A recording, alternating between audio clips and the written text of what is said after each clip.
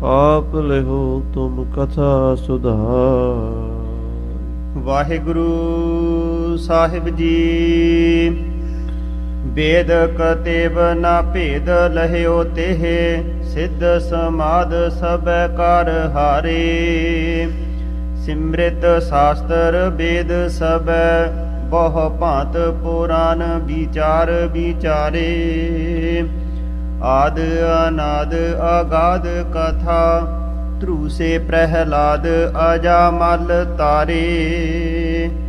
नाम उचार तरी गण का, सोई नाम आधार विचार हमारे।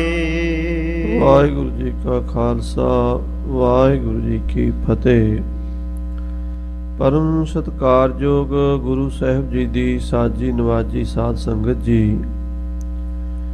ਜਿਵੇਂ ਕਿ ਸਤਿਕਾਰਯੋਗ ਗਿਆਨੀ ਜੀ ਨੇ ਦੱਸਿਆ ਹੈ, ਬਾਬਾ ਦੀਪ ਸਿੰਘ ਜੀ ਸਤਿਗੁਰੂ ਮਹਾਰਾਜ ਸੱਚੇ ਪਾਤਸ਼ਾਹ ਜੀ ਦੇ ਸਾਜੇ ਨਵਾਜੇ ਹੋਏ ਉਹਨਾਂ ਦਾ ਸ਼ਹੀਦੀ ਦਿਹਾੜਾ ਅੱਜ ਮਨਾਇਆ ਜਾ ਰਿਹਾ ਹੈ। ਔਰ ਬਾਬਾ ਜੀ ਦੀ ਮਹਾਨ ਕੁਰਬਾਨੀ ਸ੍ਰੀ ਹਰਿਮੰਦਰ ਸਾਹਿਬ ਜੀ ਨੂੰ ਆਜ਼ਾਦ ਕਰਾਇਆ ਜ਼ਾਲਮਾਂ ਕੋਲੋਂ, ਕਿਉਂਕਿ ਅਹਿਮਦ ਸ਼ਾਹ ਅਬਦਾਲੀ ਜਿੰਨੀ ਵਾਰ ਵੀ ਪੰਜਾਬ ਵਿੱਚ ਆਉਂਦਾ ਸੀ ਉਹਦੀ ਖਾਲਸੇ ਨਾਲ ਟੱਕਰ ਹੁੰਦੀ ਸੀ। ਉਸ ਦਾ ਉਸਤਾਦ ਨਾਦਰ ਸ਼ਾਹ ਸੀਗਾ, ਜਿਹੜਾ 1738 ਦੇ ਵਿੱਚ ਹਿੰਦੁਸਤਾਨ ਨੂੰ ਲੁੱਟ ਕੇ ਵਾਪਸ ਜਾਂਦਾ ਹੋਇਆ ਸਿੰਘਾਂ ਦੇ ਹੱਥੋਂ ਲੁੱਟਿਆ ਗਿਆ ਸੀਗਾ। ਤੇ ਖਾਲਸੇ ਨੇ ਜਦੋਂ ਉਸ ਨੂੰ ਲੁੱਟ ਲਿਆ ਤਾਂ ਨਾਦਰ ਸ਼ਾਹ ਨੇ ਪੁੱਛਿਆ ਸੀ ਜ਼ਕਰੀਆ ਖਾਨ ਕੋਲੋਂ ਕਿ ਜ਼ਕਰੀਆ ਖਾਨ, ਮੈਂ ਈਰਾਨ ਤੋਂ ਤੁਰਿਆ ਹਿੰਦੁਸਤਾਨ ਤੱਕ, ਮੈਨੂੰ ਕੋਈ ਰੋਕ ਨਹੀਂ ਸਕਿਆ, ਇਹ ਕੌਣ ਹਨ ਜਿਨ੍ਹਾਂ ਨੇ ਮੈਨੂੰ ਲੁੱਟਿਆ ਹੈ? ਤਾਂ ਜ਼ਕਰੀਆ ਖਾਨ ਨੇ ਕਿਹਾ ਸੀ, ਤਬ ਖਾਨੂ ਨੇ ਐਸ ਬਖਾਨੀ, ਕਿਤੇ ਨਾ ਉਨਕੀ ਮੁਲਕ ਨਿਸ਼ਾਨੀ। ਕਹਿਣ ਲੱਗਾ ਉਹਨਾਂ ਦਾ ਕੋਈ ਮੁਲਕ, ਉਹਨਾਂ ਦੇ ਮੁਲਕ ਦੀ ਕੋਈ ਨਿਸ਼ਾਨੀ ਨਹੀਂ ਹੈ। ਖੜੇ ਸੋਵੈ ਉਹ ਚਲਤੋ ਖਾਏ, ਨਹਿ ਬੈਠੇ ਵੇ ਕਿਤੇ ਗਰਾਏ। ਖੜੇ ਖੜੇ ਸੌਂਦੇ ਨੇ ਤੇ ਚਲਦੇ ਚਲਦੇ ਖਾਂਦੇ ਨੇ, ਕਿਸੇ ਪਿੰਡ ਗਰਾਂ ਸ਼ਹਿਰ 'ਚ ਰਹਿੰਦੇ ਨਹੀਂ। ਘੋੜਿਆਂ ਦੀਆਂ ਕਾਠੀਆਂ ਤੇ ਉਹਨਾਂ ਦਾ ਘਰ ਹੁੰਦਾ ਹੈ। ਹਰ ਵੇਲੇ ਨੰਗੀ ਤੇਗ ਨੰਗਾ ਪਿੰਡਾ ਜੰਗ ਦੇ ਮੈਦਾਨ 'ਚ ਹੁੰਦੇ ਨੇ। ਮੁਰਸ਼ਿਦ ਉਨਕਾ ਵਲੀ ਭਇਓ ਹੈ, ਇਨਕੋ ਆਬੇ ਹਯਾਤ ਦਿਓ ਹੈ।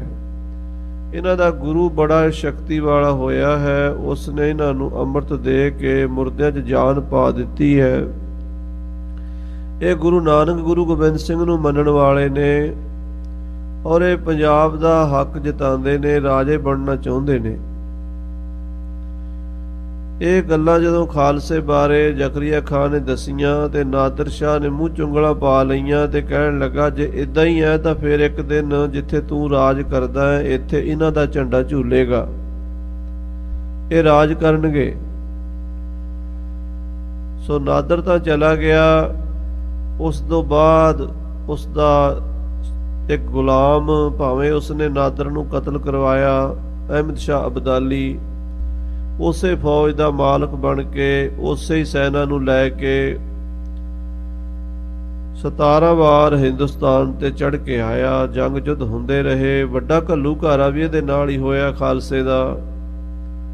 ਸ੍ਰੀ ਹਰਿਮੰਦਰ ਸਾਹਿਬ ਨੂੰ ਨੇਸ ਤੋਂ ਨਾਬੂਦ ਕਰਨ ਲਈ ਇਹ ਹਰ ਵਾਰੀ ਹੀਲਾ ਕਰਦਾ ਸੀ। ਤੇ ਖਾਲਸਾ ਜੀ ਸ਼ਾਹਜਹਾਨ ਜਹਾਨ ਖਾਨ ਇਹਦਾ ਇੱਕ ਵੱਡਾ ਜਰਨੈਲ, ਜਿਸ ਨੇ ਸ੍ਰੀ ਦਰਬਾਰ ਸਾਹਿਬ ਜੀ ਦਾ ਸਰੋਵਰ ਵੀ ਪੂਰ ਦਿੱਤਾ। ਤੇ ਜਹਾਨ ਖਾਨ ਨੇ ਸ੍ਰੀ ਦਰਬਾਰ ਸਾਹਿਬ ਜੀ ਦੇ ਸਰੋਵਰ ਦੇ ਵਿੱਚ ਘੋੜਿਆਂ ਦੀ ਲਿੱਦ ਤੇ ਸ਼ਹਿਰ ਦਾ ਮਲਬਾ ਪਾ ਕੇ ਸਰੋਵਰ ਦੀ ਬੇਅਦਬੀ ਕੀਤੀ।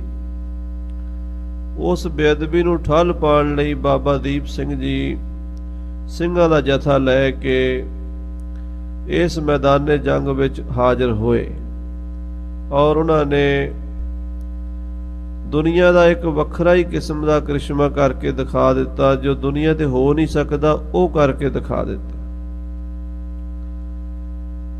ਜੋ ਸਤਿਗੁਰਾਂ ਦੀ ਬਾਣੀ 'ਚ ਬਚਨ ਆਉਂਦੇ ਨੇ, ਜਦੋਂ ਦਮਦਮੇ ਸਾਹਿਬ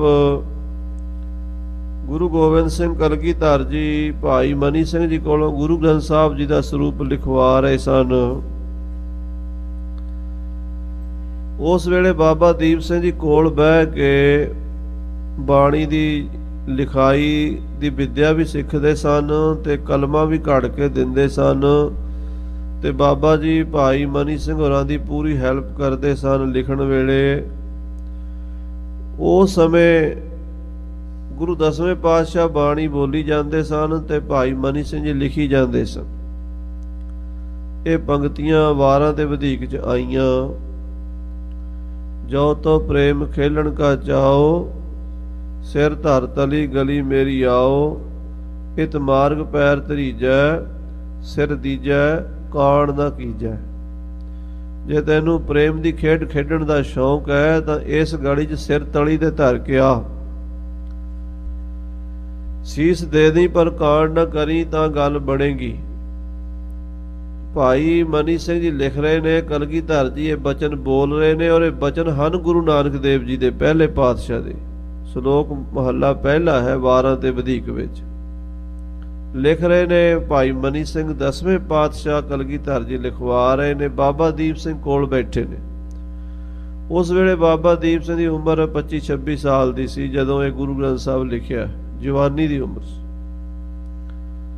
ਬਾਬਾ ਦੀਪ ਸਿੰਘ ਜੀ ਨੇ ਸਤਿਗੁਰਾਂ ਨੂੰ ਪੁੱਛਿਆ, ਮਹਾਰਾਜ ਸੱਚੇ ਪਾਤਸ਼ਾਹ ਗਰੀਬ ਨਵਾਜ ਪਿਤਾ ਜੀ ਹੋਏ, ਕਿਰਪਾ ਕਰਕੇ ਦੱਸੋ ਇਹ ਕਿੱਦਾਂ ਹੋ ਸਕਦਾ ਹੈ ਬਈ ਕੋਈ ਆਦਮੀ ਆਪਣਾ ਸੀਸ ਤਲੀ ਤੇ ਧਰ ਕੇ ਤੁਰੇ? ਜੇ ਸੀਸ ਹੀ ਕੱਟਿਆ ਗਿਆ ਉਹ ਤੁਰੇਗਾ ਕਿਵੇਂ? ਸੀਸ ਕੱਟਿਆ ਜਾਵੇ ਔਰ ਤਲੀ ਤੇ ਧਰ ਲਵੇ ਤੇ ਫਿਰ ਉਹ ਤੁਰੇਗਾ ਕਿਵੇਂ? ਔਖਾ ਹੀ ਹੈ ਨਾ। ਸੀਸ ਕੱਟਿਆ ਗਿਆ ਤਾਂ ਸਰੀਰ ਡਿੱਗ ਪਏਗਾ। ਮਹਾਰਾਜ ਤੁਸੀਂ ਗੁਰੂ ਨਾਨਕ ਸਾਹਿਬ ਕਹਿੰਦੇ ਆ ਵੀ ਤਲੀ ਤੇ ਧਰ ਕੇ ਆਓ, ਇਹ ਕਿੱਦਾਂ ਹੋ ਸਕਦਾ ਹੈ?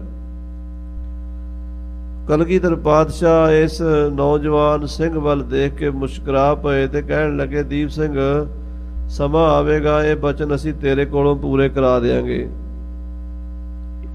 ਦਸਵੇਂ ਪਾਤਸ਼ਾਹ ਦਾ ਵਰ, ਸਤਿਗੁਰਾਂ ਦਾ ਬਚਨ ਫਲੀਭੂਤ ਹੋਇਆ। ਜਦੋਂ ਬਾਬਾ ਜੀ ਜੰਗ ਦੇ ਮੈਦਾਨ ਵਿੱਚ ਟਾਹਲਾ ਸਾਹਿਬ ਜਿੱਥੇ ਅਸਥਾਨ ਹੈ, ਚੱਬੇ ਤੋਂ ਥੋੜੀ ਦੂਰੀ ਤੇ, ਉੱਥੇ ਪਹੁੰਚੇ ਹਨ। ਸੀਸ ਉਤਰ ਗਿਆ। ਕੋਲ ਖੜੇ ਸਿੰਘ ਨੇ ਆਖਿਆ, ਬਾਬਾ ਜੀ ਬਚਨ ਤਾਂ ਕੀਤਾ ਸੀ ਹਰਿਮੰਦਰ ਸਾਹਿਬ ਜਾ ਕੇ ਸੀਸ ਦਿਆਂਗੇ, ਪਰ ਰਾਹ ਵਿੱਚ ਡੇਰੇ ਲਾ ਲਏ ਨੇ।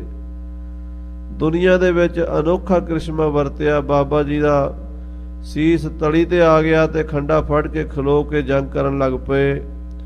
ਦੁਸ਼ਮਣ ਦਲਾਂ ਨੂੰ ਭਾਜੜਾਂ ਪਾ ਦਿੱਤੀਆਂ ਔਰ ਸਾਧ ਸੰਗਤ ਜੀ ਸ੍ਰੀ ਹਰਿਮੰਦਰ ਸਾਹਿਬ ਨੂੰ ਵੈਰੀਆਂ ਤੋਂ ਆਜ਼ਾਦ ਕਰਾ ਲਿਆ। ਅੱਜ ਸਾਡੇ ਵਿੱਚ ਕੁਝ ਐਸੇ ਲੋਕ ਵੀ ਹਨ ਜਿਹੜੇ ਕਹਿੰਦੇ ਆ ਇਦਾਂ ਹੋ ਨਹੀਂ ਸਕਦਾ, ਪਰ ਖਾਲਸਾ ਜੀ ਇਹ ਗੁਰੂ ਦੇ ਬਚਨ ਸਨ। ਗੁਰੂ ਸਾਹਿਬ ਕੁਝ ਕਰਾ ਸਕਦਾ, ਗੁਰੂ ਦੇ 'ਚ ਕਲਾ ਹੈ। ਗੁਰੂ ਬਾਬਾ ਦੀਪ ਸਿੰਘ ਜੀ ਤੇ ਕਲਾ ਵਰਤਾ ਕੇ ਉਹਨਾਂ ਦਾ ਸੀਸ ਤਲੀ ਤੇ ਧਰ ਕੇ ਲੜਾ ਸਕਦਾ। ਅੰਗਰੇਜ਼ਾਂ ਦੇ ਰਾਜ ਵਿੱਚ ਇੱਕ ਬਹੁਤ ਵੱਡਾ ਸੈਮੀਨਾਰ ਹੋਇਆ ਮਿਲਟਰੀ ਦਾ। ਹਿੰਦੁਸਤਾਨ ਦੇ ਵਿੱਚ ਵੱਖਰੀਆਂ ਵੱਖਰੀਆਂ ਕੌਮਾਂ ਦੀਆਂ ਫੌਜਾਂ ਹਨ। ਗੋਰਖਾ ਰੈਜੀਮੈਂਟ ਹੈ ਗੋਰਖਿਆਂ ਦੀ, ਪਠਾਣਾਂ ਦੀ ਪਠਾਨ ਰੈਜੀਮੈਂਟ, ਮਰਾਠਿਆਂ ਦੀ ਮਰਾਠਾ ਰੈਜੀਮੈਂਟ, ਰਾਜਪੂਤਾਂ ਦੀ ਰਾਜਪੂਤ ਰੈਜੀਮੈਂਟ, ਡੋਗਰਿਆਂ ਦੀ ਡੋਗਰਾ ਰੈਜੀਮੈਂਟ ਤੇ ਸਿੱਖਾਂ ਦੀ ਸਿੱਖ ਰੈਜੀਮੈਂਟ। ਇਹ ਸਾਰੀਆਂ ਜਿਹੜੀਆਂ ਫੌਜਾਂ ਨੇ ਲੜਾਕੀਆਂ ਕੌਮਾਂ ਮੰਨੀਆਂ ਜਾਂਦੀਆਂ। ਰਾਜਪੂਤ, ਮਰਾਠੇ ਔਰ ਡੋਗਰੇ ਔਰ ਗੋਰਖੇ, ਜਾਟ, ਇਹ ਲੜਾਕੀਆਂ ਕੌਮਾਂ ਸਾਰੀਆਂ ਹੀ। ਪਠਾਨ ਮਾਰਸ਼ਲ ਕੌਮਾਂ ਨੇ, ਸਿੱਖ ਵੀ ਮਾਰਸ਼ਲ ਕੌਮ ਹੈ। ਇਸ ਕਰਕੇ ਅੰਗਰੇਜ਼ਾਂ ਨੇ ਵੱਖਰੀਆਂ ਵੱਖਰੀਆਂ ਕੰਪਨੀਆਂ ਬਣਾਈਆਂ ਹੋਈਆਂ ਸੀ। ਸੈਮੀਨਾਰ ਹੋਇਆ, ਵਿਚਾਰ ਗੋਸ਼ਟੀ ਹੋਈ, ਸਾਰੀਆਂ ਫੌਜਾਂ ਦੇ ਜਰਨਲ ਕਰਨਲ ਉੱਥੇ ਹਾਜ਼ਰ ਸਨ। ਵਿਦਵਾਨ ਅਫਸਰਾਂ ਨੇ ਆਪਣੀ ਆਪਣੀ ਕੌਮ ਦੀ ਬਹਾਦਰੀ ਦੇ ਕਿੱਸੇ ਸੁਣਾਏ। ਪਠਾਣਾਂ ਨੇ ਆਪਣੀਆਂ ਹਿਸਟਰੀ ਦੀਆਂ ਗੱਲਾਂ, ਪਠਾਨ ਕੌਮ ਦੀ ਬਹਾਦਰੀ ਦੇ ਕਿੱਸੇ, ਔਰ ਰਾਜਪੂਤਾਂ ਨੇ ਆਪਣੇ ਇਤਿਹਾਸ ਵਿੱਚੋਂ ਪ੍ਰਸੰਗ ਸੁਣਾਏ। ਗੋਰਖਿਆਂ ਨੇ, ਨੇਪਾਲੀਆਂ ਨੇ ਆਪਣੇ ਇਤਿਹਾਸ ਦੀਆਂ ਗੱਲਾਂ ਦਸੀਆਂ। ਸਾਰੇ ਜਦੋਂ ਬੋਲੇ ਤੇ ਮਰਾਠਾ ਕੌਮ, ਉਹਨਾਂ ਨੇ ਆਖਿਆ ਸਾਡਾ ਨਾਮ ਹੀ ਬੜਾ ਵਿਲੱਖਣ ਹੈ, ਸਾਨੂੰ ਕਹਿੰਦੇ ਮਰ ਹਟਾ, ਅਸੀਂ ਮਰ ਕੇ ਪਿੱਛੇ ਹਟਦੇ ਹਾਂ। ਜਿੰਨਾ ਚਿਰ ਮਰਦੇ ਨਹੀਂ ਉਹਨਾਂ ਚਿਰ ਅਸੀਂ ਪਿੱਛੇ ਨਹੀਂ ਹਟਦੇ। ਮਰ ਹਟਾ, ਮਰ ਕੇ ਹਟਣ ਵਾਲੇ, ਜਿੰਨਾ ਚਿਰ ਮਰਦੇ ਨਹੀਂ ਜੰਗ ਤੋਂ ਨਹੀਂ ਪਿੱਛੇ ਹਟਦੇ। ਉਸ ਤੋਂ ਬਾਅਦ ਇੱਕ ਸਿੱਖ ਜਰਨਲ ਦੀ ਵਾਰੀ ਆਈ। ਉਹ ਕਹਿਣ ਲੱਗਾ ਤੁਸੀਂ ਮਰ ਕੇ ਦੇ ਪਿੱਛੇ ਹਟ ਜਾਂਦੇ ਹੋ ਨਾ, ਮਰ ਕੇ ਤਾਂ ਹਟਦੇ ਹੀ ਹੋ। ਸਾਡੇ ਬਾਬਾ ਦੀਪ ਸਿੰਘ ਜੀ ਮਰ ਕੇ ਵੀ ਨਹੀਂ ਹਟੇ। ਸੋ ਇਹ ਮਾਣ ਹੈ ਖਾਲਸਾ ਪੰਥ ਨੂੰ। ਬਾਬਾ ਦੀਪ ਸਿੰਘ ਜੀ ਦੇ ਸਦਕਾ ਸਾਡਾ ਸੀਸ ਉੱਚਾ ਹੈ। ਸੋ ਖਾਲਸਾ ਜੀ ਉਹਨਾਂ ਦਾ ਦਿਹਾੜਾ ਮਨਾਇਆ ਗਿਆ। ਸਵੇਰ ਤੋਂ ਹੀ ਹਰੀ ਜਸ ਹੋ ਰਿਹਾ ਹੈ। ਰੋਜ਼ ਮਹਾਰਾਜ ਦਸਵੇਂ ਪਾਤਸ਼ਾਹ ਜੀ ਕਲਗੀਧਰ ਜੀ ਦੀ ਪਵਿੱਤਰ ਪਾਵਨ ਬਾਣੀ, ਜੈਸੇ ਸ੍ਰੀ ਗੁਰੂ ਗ੍ਰੰਥ ਸਾਹਿਬ ਜੀ ਆਨੰਦ ਸਾਹਿਬ ਬਾਣੀ 40 ਪੌੜੀਆਂ ਦੀ ਹੈ, ਦਸਮ ਦੇ ਵਿੱਚ ਇਸ ਬਾਣੀ ਦਾ ਉਤਨਾ ਹੀ ਮਹਾਤਮ ਮੰਨਿਆ ਜਾਂਦਾ ਹੈ। 33 ਸਵਈਆਂ ਦਾ ਆਨੰਦ ਦੇਣ ਵਾਲੀ ਬਾਣੀ, ਭਰਮ ਦਾ ਖੰਡਨ ਕਰਨ ਵਾਲੀ ਬਾਣੀ, ਜੀਵ ਨੂੰ ਬ੍ਰਹਮ ਦੇ ਨਾਲ ਜੋੜਨ ਵਾਲੀ ਬਾਣੀ ਹੈ। ਆਓ ਪਿਆਰ ਨਾਲ ਸ੍ਰੀ ਦਸਮ ਪਾਤਸ਼ਾਹ ਮਹਾਰਾਜ ਜੀ ਦੇ ਚਰਨਾਂ 'ਚ ਸੁਰਤੀ ਜੋੜੀਏ। ਬਾਜਾਂ ਵਾਲੇ ਪਾਤਸ਼ਾਹ ਜੀ ਦੇ ਬਚਨ ਸੁਣੀਏ, ਆਖੀਏ ਸਤਿਨਾਮ ਵਾਹਿਗੁਰੂ ਸਾਹਿਬ ਜੀ, ਸਤਿਨਾਮ ਸ੍ਰੀ ਵਾਹਿਗੁਰੂ ਸਾਹਿਬ ਜੀ। ਵੇਦ ਕਤੇਬ ਨਾ ਭੇਦ ਲਹਿਓ ਤੇਹ। ਮਹਾਰਾਜ ਕਹਿੰਦੇ ਉਸ ਪਰਮਾਤਮਾ ਦਾ ਭੇਦ ਨਾ ਵੇਦਾਂ ਨੂੰ ਆਇਆ ਨਾ ਕਤੇਬਾਂ ਨੂੰ। 4 ਵੇਦ 4 ਕਤੇਬ ਜ਼ੋਰ ਲਾ ਸਕੇ ਪਰਮੇਸ਼ਰ ਦਾ ਭੇਦ ਨਹੀਂ ਆਇਆ। ਸਿੱਧ ਸਮਾਧ ਸਭ ਕਰ ਹਾਰੇ। ਔਰ ਸਮਾਧੀਆਂ ਲਾ ਲਾ ਕੇ ਸਿੱਧ ਬੜੇ ਬੜੇ ਵੱਡੇ ਮਹਾਤਮਾ ਗੁਫਾਵਾਂ ਵਿੱਚ ਬੈਠੇ ਰਹੇ, ਸਮਾਧੀਆਂ ਲੱਗੀਆਂ ਰਹੀਆਂ, ਪਰ ਪਰਮੇਸ਼ਰ ਦਾ ਭੇਦ ਨਹੀਂ ਆਇਆ। ਬ੍ਰਹਮਾ ਕਹਿੰਦੇ ਆ ਪਰਮੇਸ਼ਰ ਦਾ ਭੇਦ ਪਾਉਣ ਵਾਸਤੇ ਤੁਰ ਪਿਆ। ਬਾਣੀ ਦੇ ਵਿੱਚ ਆਉਂਦਾ ਬ੍ਰਹਮਾ ਭਾਲਣ ਸ੍ਰਿਸ਼ਟ ਗਿਆ। ਕਹਿੰਦੇ ਪਰਮੇਸ਼ਰ ਦੀ ਨਾਭੀ ਦੇ ਵਿੱਚੋਂ ਕਮਲ ਦਾ ਫੁੱਲ ਪੈਦਾ ਹੋਇਆ ਤੇ ਕਮਲ ਦੇ ਫੁੱਲ ਵਿੱਚੋਂ ਬ੍ਰਹਮਾ ਪੈਦਾ ਹੋਇਆ। ਨਾਭ ਕਮਲ ਤੇ ਬ੍ਰਹਮਾ ਉਪਜੇ, ਵੇਦ ਪੜੇ ਮੁਖ ਕੰਠ ਸਵਾਰ। ਬ੍ਰਹਮਾ ਨੇ ਆਲੇ ਦੁਆਲੇ ਦੇਖਿਆ, ਉਦੋਂ ਸਾਰੇ ਪਾਸੇ ਜਲ ਹੀ ਜਲ ਸੀ। ਚਿੰਤਨ ਕੀਤਾ, ਵਿਚਾਰ ਕੀਤੀ ਕਿ ਮੈਂ ਕਿੱਥੋਂ ਪੈਦਾ ਹੋਇਆ, ਮੇਰੀ ਪੈਦਾਇਸ਼ ਕਿੱਥੋਂ ਹੋਈ ਹੈ। ਆਵਾਜ਼ ਆਈ ਵੀ ਤੂੰ ਇਸ ਕਮਲ ਦੇ ਵਿੱਚੋਂ ਪੈਦਾ ਹੋਇਆ। ਕਹਿਣ ਲੱਗਾ ਮੈਂ ਐਡਾ ਵੱਡਾ, ਕਮਲ ਬੜਾ ਛੋਟਾ ਜਿਹਾ ਹੈ, ਮੈਂ ਇਹਦੇ ਵਿੱਚੋਂ ਕਿਵੇਂ ਪੈਦਾ ਹੋ ਸਕਦਾ। ਕਮਲ ਨੂੰ ਲੱਤ ਮਾਰੀ ਤੇ ਕਮਲ 'ਚ ਮੂਧੇ ਭਾ ਮੂੰਹ ਡਿੱਗ ਪਿਆ। ਉਹਦੀ ਨਾੜ ਦੇ ਵਿੱਚ ਹੀ ਧਸੀ ਗਿਆ। ਧਸਦਾ ਧਸਦਾ ਧਸਦਾ ਜਿਉਂ-ਜਿਉਂ ਥੱਲੇ ਗਿਆ, ਉਤਸੁਕਤਾ ਵੱਧਦੀ ਗਈ ਵੀ ਇਹ ਚੀਜ਼ ਕੀ ਹੈ, ਡੂੰਘਾਈ ਕਿੱਥੇ ਤੱਕ ਹੈ ਇਹਦੀ, ਦੇਖੀਏ ਤਾਂ ਸਹੀ। ਬ੍ਰਹਮਾ ਭਾਲਣ ਸ੍ਰਿਸ਼ਟ ਗਿਆ। ਲੱਭਦਾ ਲੱਭਦਾ ਜਿਉਂ-ਜਿਉਂ ਥੱਲੇ ਜਾਈ ਜਾਂਦਾ ਜਾਈ ਜਾਂਦਾ ਜਾਈ ਜਾਂਦਾ, ਲੰਬਾਈ ਚੜਾਈ ਹੋਰ ਅਗਾਂਹ ਦੀ ਗਾਂਹ ਵਧੀ ਜਾਂਦੀ ਹੈ। ਕਹਿੰਦੇ 18 ਯੁੱਗ ਲੰਘ ਗਏ। 18 ਯੁੱਗਾਂ ਦੇ ਵਿੱਚ ਵੀ ਉਸ ਕਮਲ ਦੀ ਨਾਲ ਦਾ ਹੀ ਅੰਤ ਨਹੀਂ ਪਿਆ। 18 ਯੁੱਗ ਥੋੜੇ ਨਹੀਂ ਹੁੰਦੇ। ਜਿਵੇਂ ਕਿ ਹੁਣੇ ਪ੍ਰਧਾਨ ਸਾਹਿਬ ਦੱਸ ਰਹੇ ਸਨ ਵੀ ਕਈ ਮਿਲੀਅਨ ਲੱਖਾਂ ਕਰੋੜਾਂ ਸਾਲ ਹੋ ਜਾਂਦੇ ਆ, ਹੋ ਗਏ, ਤੇ ਫਿਰ ਵੀ ਉਹ ਜਿਹੜੀ ਚੀਜ਼ ਸੀ ਨਾ, ਉਹ ਕਮਲ ਦੀ ਨਾਲ ਹੀ ਨਹੀਂ ਮੁੱਕੀ। ਫਿਰ ਹੱਬ ਗਿਆ, ਕਹਿੰਦਾ ਵਾਪਸ ਚੱਲੀਏ। 18 ਯੁੱਗ ਜਾਂਦਿਆਂ ਲੱਗੇ ਸੀ, ਵਾਪਸ ਆਉਂਦਿਆਂ ਵੀ ਉਹਨਾਂ ਟਾਈਮ ਲੱਗਣਾ ਹੀ ਸੀ।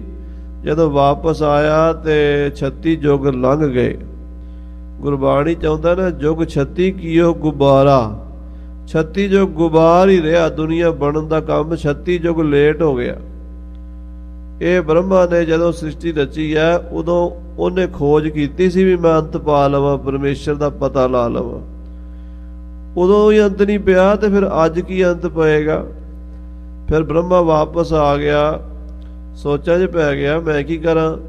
ਫਿਰ ਆਕਾਸ਼ਬਾਣੀ ਹੋਈ, ਤੂੰ ਭਗਤੀ ਕਰ ਪਰਮੇਸ਼ਰ ਦੀ, ਸਮਰਪਣ ਹੋ ਜਾ, ਬੁੱਧੀ ਨੂੰ ਪਰੇ ਰੱਖ ਦੇ, ਸਿਆਣਪ ਪਿੱਛੇ ਰੱਖ ਕੇ ਸ਼ਰਧਾ ਦੇ ਨਾਲ ਆਖ ਸਤਨਾਮ ਸ੍ਰੀ ਵਾਹਿਗੁਰੂ, ਤੇ ਫਿਰ ਗੱਲ ਬਣੇਗੀ।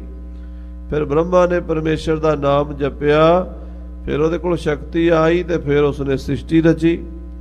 ਸੋ ਮਹਾਰਾਜ ਕਹਿੰਦੇ ਵੱਡੇ ਵੱਡੇ ਸਿੱਧ ਸਮਾਧੀਆਂ ਲਾਣ ਵਾਲੇ ਖੋਜੀ ਪਰਮਾਤਮਾ ਦੇ ਸਾਹਮਣੇ ਹਾਰ ਚੁੱਕੇ ਹਨ। ਸਿਮਰਿਤ ਸ਼ਾਸਤਰ ਵੇਦ ਸਭ। 27 ਸਿਮਰਤੀਆਂ, 6 ਸ਼ਾਸਤਰ ਤੇ ਸਾਰੇ ਵੇਦ ਗਿਆਨ ਦੇ ਗ੍ਰੰਥ ਜਿੰਨੇ ਵੀ ਹਨ। ਵੇਦ ਦਾ ਅਰਥ ਹੁੰਦਾ ਹੈ ਸਾਧ ਸੰਗਤ ਜੀ, ਵਿਦ ਨਾਮ, ਵਿਦ ਤੋਂ ਵੇਦ ਬਣਿਆ ਹੈ। ਵਿਦ ਦਾ ਅਰਥ ਹੈ ਜਾਣਨਾ, ਜਾਣਕਾਰੀ, ਨੌਲੇਜ, ਗਿਆਨ, ਸੋਝੀ, ਅਕਲ। ਵਿਦ ਦਾ ਅਰਥ ਹੈ ਜਾਣਨਾ, ਜਿਨ੍ਹਾਂ ਵਿੱਚ ਰੱਬ ਦੀ, ਪਰਮਾਤਮਾ ਦੀ, ਆਤਮਾ ਦੀ ਜਾਣਕਾਰੀ ਹੈ, ਸੰਸਾਰ ਦੀ ਸੂਖਸ਼ਮ ਗੱਲਾਂ ਲਿਖੀਆਂ ਨੇ, ਉਹਨੂੰ ਵੇਦ ਕਹਿੰਦੇ ਹਨ। ਧਰਮ ਗ੍ਰੰਥਾਂ ਨੂੰ ਵੇਦ ਕਹਿੰਦੇ ਹਨ। ਸ੍ਰੀ ਗੁਰੂ ਗ੍ਰੰਥ ਸਾਹਿਬ ਸੱਚੇ ਪਾਤਸ਼ਾਹ ਜੀ ਨੂੰ ਵੇਦਾਂ ਦਾ ਰਾਜਾ ਮੰਨਿਆ ਜਾਂਦਾ ਹੈ। 4 ਵੇਦ ਜਿਹੜੇ ਹਨ ਉਹ ਆਪਣੀ ਥਾਂ ਤੇ ਹਨ, ਪਰ ਗੁਰੂ ਗ੍ਰੰਥ ਸਾਹਿਬ ਉਹਨਾਂ ਤੋਂ ਵੀ ਉੱਪਰ ਦੀ ਗੱਲ ਦੱਸਦੇ ਹਨ। ਇਸ ਕਰਕੇ ਵੇਦਾਂ ਦਾ ਵੀ ਮਹਾਰਾਜਾ ਗੁਰੂ ਗ੍ਰੰਥ ਸਾਹਿਬ ਸਾਰੇ ਧਰਮ ਗ੍ਰੰਥਾਂ ਦਾ ਗੁਰੂ ਹੈ। ਸੋ ਸਾਧ ਸੰਗਤ ਜੀ, ਮਹਾਰਾਜ ਦਸਮ ਪਾਤਸ਼ਾਹ ਕਹਿੰਦੇ ਆ, ਜਿਸ ਪ੍ਰਮਾਤਮਾ ਦਾ ਅੰਤ ਦੁਨੀਆ ਦਾ ਕੋਈ ਵੀ ਧਰਮ ਗ੍ਰੰਥ ਨਹੀਂ ਪਾ ਸਕਿਆ। ਬਹੁ ਭਾਤ ਪੁਰਾਨ ਵਿਚਾਰ ਵਿਚਾਰੇ, ਬਹੁਤ ਭਾਤ ਪਰ ਅਨੇਕਾਂ ਪ੍ਰਕਾਰ ਦੇ ਨਾਲ ਵਿਚਾਰ ਕਰ ਕਰਕੇ, ਚਰਚਾ ਕਰ ਕਰਕੇ, ਗਿਆਨ ਚਰਚਾ ਕਰ ਕਰਕੇ ਮਹਾਪੁਰਸ਼ਾਂ ਨੇ, ਰਿਸ਼ੀਆਂ ਮੁਨੀਆਂ ਨੇ, ਫਿਲਾਸਫਰ ਲੋਕਾਂ ਨੇ, ਗਿਆਨੀ ਲੋਕਾਂ ਨੇ ਵਿਚਾਰ ਕਰ ਕਰਕੇ ਵੇਖੀ ਹੈ, ਪਰ ਅੰਤ ਨਹੀਂ ਪਿਆ। ਆਦ ਅਨਾਦ ਅਗਾਧ ਕਥਾ, ਉਹ ਪਰਮਾਤਮਾ ਦੀ ਮੁੱਢ ਤੋਂ ਹੀ ਆਦਿ ਤੇ ਅਨਾਦਿ ਕਥਾ ਹੈ, ਅਗਾਧ ਕਥਾ, ਜਿਹਦੀ ਕੋਈ ਵੀ ਕਿਸੇ ਤਰ੍ਹਾਂ ਵੀ ਡੂੰਘਾਈ, ਲੰਬਾਈ, ਚੜਾਈ ਨਾਪੀ ਨਾ ਜਾਵੇ, ਉਹਨੂੰ ਅਗਾਧ ਕਹਿੰਦੇ ਹੈ। ਪ੍ਰਭ ਕੀ ਅਗਮ ਅਗਾਧ ਕਥਾ, ਗੁਰੂ ਗ੍ਰੰਥ ਸਾਹਿਬ 'ਚ ਵੀ ਇਹ ਬਚਨ ਆਏ ਨੇ ਕਿ ਪਰਮਾਤਮਾ ਦੀ ਕਥਾ ਅਕਥ ਹੈ, ਅਗਮ ਅਗਾਧ ਹੈ, ਕੋਈ ਜਾਣ ਨਹੀਂ ਸਕਦਾ। ਧਰੂ ਸੇ ਪ੍ਰਹਿਲਾਦ ਅਜਾਮਲ ਤਾਰੇ, ਕਹਿੰਦੇ ਧਰੂ ਵਰਗੇ, ਕੱਲ ਆਪਾਂ ਧਰੂ ਦੀ ਕਥਾ ਸਾਂਝੀ ਕੀਤੀ ਸੀ ਕਿ ਕਿਵੇਂ 5 ਸਾਲ ਦਾ ਬੱਚਾ ਮਾਤਾ ਦੇ ਮਿਹਣੇ ਮਾਰਨ ਤੋਂ ਭਗਤੀ ਕਰਨ ਤੁਰ ਪਿਆ, ਔਰ ਭਗਤੀ ਕਰਕੇ ਧਰੂ ਭਗਤ ਬਣ ਕੇ ਸੰਸਾਰ ਦਾ ਸਭ ਤੋਂ ਉੱਪਰਲਾ ਸ਼੍ਰੋਮਣੀ ਤਾਰਾ ਬਣ ਕੇ ਚਮਕਦਾ ਹੈ। ਗੁਰੂ ਰਾਮਦਾਸ ਜੀ ਦੇ ਬਚਨ ਨੇ, ਧਰੂ ਅਟਲ ਅਜਹੂ ਨਾ ਟਰਿਓ। ਧਰੂ ਅਜੇ ਵੀ ਅਟਲ ਹੈ, ਬਾਕੀ ਸਾਰੇ ਤਾਰੇ ਜਿਹੜੇ ਬ੍ਰਹਮੰਡ ਦੇ ਵਿੱਚ ਨੇ ਉਹ ਆਪਣੀ ਥਾਂ ਤੇ ਨਹੀਂ ਰਹਿੰਦੇ, ਘੁੰਮਦੇ ਰਹਿੰਦੇ ਹੈ, ਪਰ ਧਰੂ ਨਹੀਂ ਕਿਤੇ ਹਿੱਲਦਾ, ਉਹ ਟਿਕਿਆ ਰਹਿੰਦਾ ਹੈ। ਸੋ ਇਸ ਕਰਕੇ ਧਰੂ ਦੀ ਤਰ੍ਹਾਂ ਜਿਹੜੇ ਭਗਤੀ ਕਰਦੇ ਉਹ ਵੀ ਧਰੂਵੇ ਉਸੇ ਪਦਵੀ ਤੇ ਪਹੁੰਚ ਜਾਂਦੇ, ਅਟਲ ਪਦਵੀ ਤੇ। ਪ੍ਰਹਲਾਦ 5 ਸਾਲ ਦਾ ਖਾਲਸਾ ਜੀ, ਇਹ ਬੱਚਾ ਜਦੋਂ ਸਾਰੇ ਦੇਸ਼ ਦੇ ਵਿੱਚ ਸਕੂਲ ਕਾਲਜਾਂ ਵਿੱਚ ਪੜ੍ਹਾਇਆ ਜਾ ਰਿਹਾ ਸੀ, ਜਲੇ ਹਰਨਾਕਸ਼ ਥਲੇ ਹਰਨਾਕਸ਼, ਕੋਈ ਰੱਬ ਦਾ ਨਾਂ ਨਹੀਂ ਲੈ ਸਕਦਾ, ਰੱਬ ਹੈ ਹੀ ਕੋਈ ਨਹੀਂ। ਉਹ 5 ਸਾਲ ਦਾ ਬੱਚਾ ਹਰਨਾਕਸ਼ ਦਾ ਪੁੱਤਰ ਜੰਮ ਪਿਆ, ਕਹਿਣ ਲੱਗਾ ਜਲੇ ਰਾਮ ਥਲੇ ਰਾਮ। ਭਾਈ ਗੁਰਦਾਸ ਜੀ ਬੜੇ ਸੋਹਣੇ ਬਚਨ ਲਿਖਦੇ ਹੈ। 10ਵੀਂ ਵਾਰ ਕਦੀ ਭਾਈ ਗੁਰਦਾਸ ਜੀ ਦੀ ਪੜ੍ਹੋ, ਫਿਰ ਭਗਤਾਂ ਮਹਾਪੁਰਸ਼ਾਂ ਦੀ ਕਮਾਈ ਦਾ ਪਤਾ ਲੱਗਦਾ ਹੈ। 10ਵੀਂ ਵਾਰ ਦੀ ਦੂਜੀ ਪੌੜੀ ਹੈ। ਪਹਿਲੀ 'ਚ ਧਰੂ ਦੀ ਕਥਾ ਹੈ, ਦੂਜੀ 'ਚ ਪ੍ਰਹਲਾਦ ਦੀ ਕਥਾ ਹੈ। ਇਹ ਸ਼੍ਰੋਮਣੀ ਭਗਤ ਮੰਨੇ ਦੋਵੇਂ ਹੀ, ਪਹਿਲਾ ਧਰੂ ਭਗਤ ਹੈ, ਦੂਜਾ ਪ੍ਰਹਲਾਦ ਭਗਤ ਹੈ। ਘਰ ਹਰਨਾਕਸ਼ ਦੈਤ ਦੇ, ਭਾਈ ਗੁਰਦਾਸ ਜੀ ਦੀ ਬਾਣੀ, ਘਰ ਹਰਨਾਕਸ਼ ਦੈਤ ਦੇ, ਕੱਲਰ ਕਵਲ ਭਗਤ ਪ੍ਰਹਲਾਦ। ਸਿਆਣੇ ਜ਼ਿਮੀਦਾਰ ਬੈਠੇ ਹੋ ਤੁਸੀਂ ਸਾਰੇ, ਕੱਲਰ ਦੇ ਵਿੱਚ ਤੇ ਘਾਹ ਵੀ ਨਹੀਂ ਹੁੰਦਾ। ਕੱਲਰ ਦੀ ਜਿਹੜੀ ਕੱਲਰੀ ਪੈਲੀ ਹੁੰਦੀ ਹੈ, ਕੱਲਰ ਦੇ ਵਿੱਚ ਤੇ ਸਾਧ ਸੰਗਤ ਜੀ ਘਾਹ ਵੀ ਨਹੀਂ ਜੰਮਦਾ, ਹੋਰ ਤੇ ਕੀ ਫਸਲ। ਜਿਹੜੀ ਵੀ ਕੱਲਰ ਜ਼ਮੀਨ 'ਚ ਬੀਜ ਪਾ ਦਿਓ, ਉਹ ਬੀਜ ਹੀ ਸੜ ਜਾਂਦਾ, ਸੋਰਾ ਹੁੰਦਾ ਖਾ ਜਾਂਦਾ, ਉਹ ਤੇਜ਼ਾਬੀ ਮਾਦਾ ਹੁੰਦਾ ਕੱਲਰ ਦੇ ਵਿੱਚ, ਖਾ ਜਾਂਦਾ, ਬੀਜ ਨੂੰ ਹੀ ਖਤਮ ਕਰ ਦਿੰਦਾ। ਪਰ ਕੱਲਰ ਦੇ ਵਿੱਚ ਕਵਲ ਦਾ ਫੁੱਲ ਜੰਮ ਪਵੇ, ਕਵਲ ਦਾ ਫੁੱਲ ਤੁਹਾਨੂੰ ਪਤਾ ਵੀ ਵਧੀਆ ਤੋਂ ਵਧੀਆ ਜ਼ਮੀਨ ਵਿੱਚ ਵੀ ਨਹੀਂ ਜੰਮਦਾ। ਕਵਲ ਦਾ ਫੁੱਲ ਤਾਂ ਉਹ ਤਾਂ ਜੰਮਦਾ ਜਿੱਥੇ ਬਹੁਤ ਡੂੰਘਾ ਪਾਣੀ ਹੋਵੇ, ਸਰੋਵਰ ਹੋਵੇ। ਕਮਲ ਦਾ ਫੁੱਲ ਨਾ ਜੰਮੇ ਪੈਲੀ 'ਚ ਤੇ ਕੱਲਰ ਦੇ ਵਿੱਚ ਤੇ ਕੀ ਜੰਮੇਗਾ। ਪਰ ਪਰਮਾਤਮਾ ਦੀ ਖੇਡ ਨਿਆਰੀ ਆ, ਉਹਨੇ ਕੱਲਰ ਦੇ ਵਿੱਚ ਕਵਲ ਪੈਦਾ ਕਰ ਦਿੱਤਾ। ਭਾਈ ਗੁਰਦਾਸ ਜੀ ਬੜੇ ਕਮਾਲ ਦੇ ਕਵੀ ਸਨ। ਬਚਨ ਇਹੋ ਜਿਹੇ ਲਿਖਦੇ ਹੈ ਕਿ ਦਰਗਾਹੋਂ ਹੀ ਆਉਂਦੇ ਉਹਨਾਂ ਦੇ ਬਚਨ। ਕਹਿੰਦੇ ਘਰ ਹਰਨਾਕਸ਼ ਦੈਤ ਦੇ, ਕੱਲਰ ਕਵਲ ਭਗਤ ਪ੍ਰਹਲਾਦ।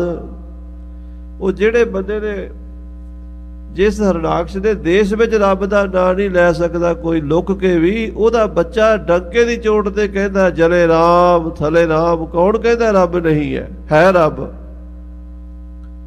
ਪੜ੍ਹਦ ਪਠਾਇਆ 64 ਸਾਲ, ਪਾਤੇ ਮਨ ਹੋਆ ਅਹਲਾਦ।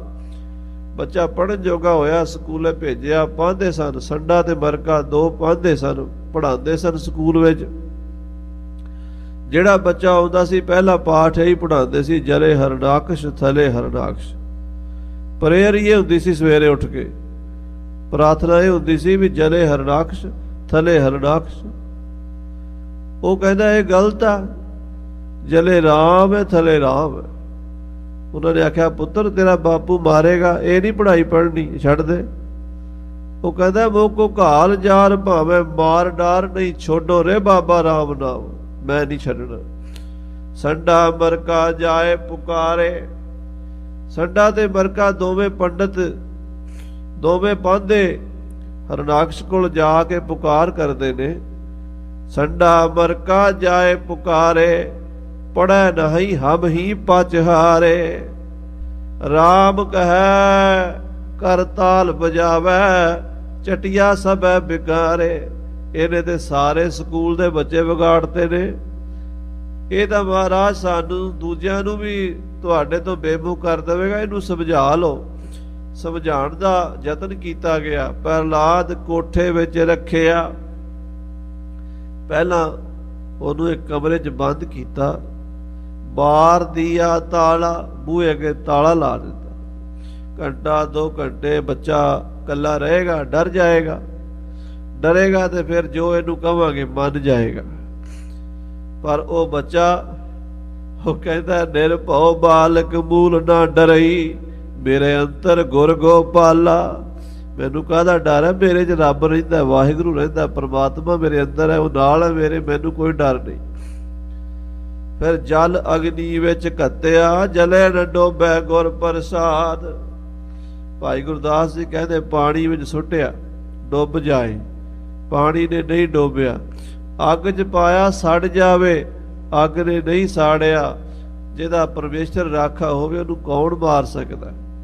ਫਿਰ ਉਹਦੀ ਰੱਖਿਆ ਵਾਸਤੇ ਥੰਬ ਪਾੜ ਹਰ ਪ੍ਰਗਟਿਆ, ਨਰਸਿੰਘ ਰੂਪ ਅਨਾਦ ਜੁਗਾਦ। ਥੰਬ ਪਾੜ ਕੇ ਪ੍ਰਗਟ ਹੋਏ ਨਰਸਿੰਘ, ਤੇ ਉਸ ਨੂੰ ਹਰਨਾਕਸ਼ ਨੂੰ ਮਾਰ ਕੇ ਪ੍ਰਹਲਾਦ ਦੀ ਰੱਖਿਆ ਕੀਤੀ।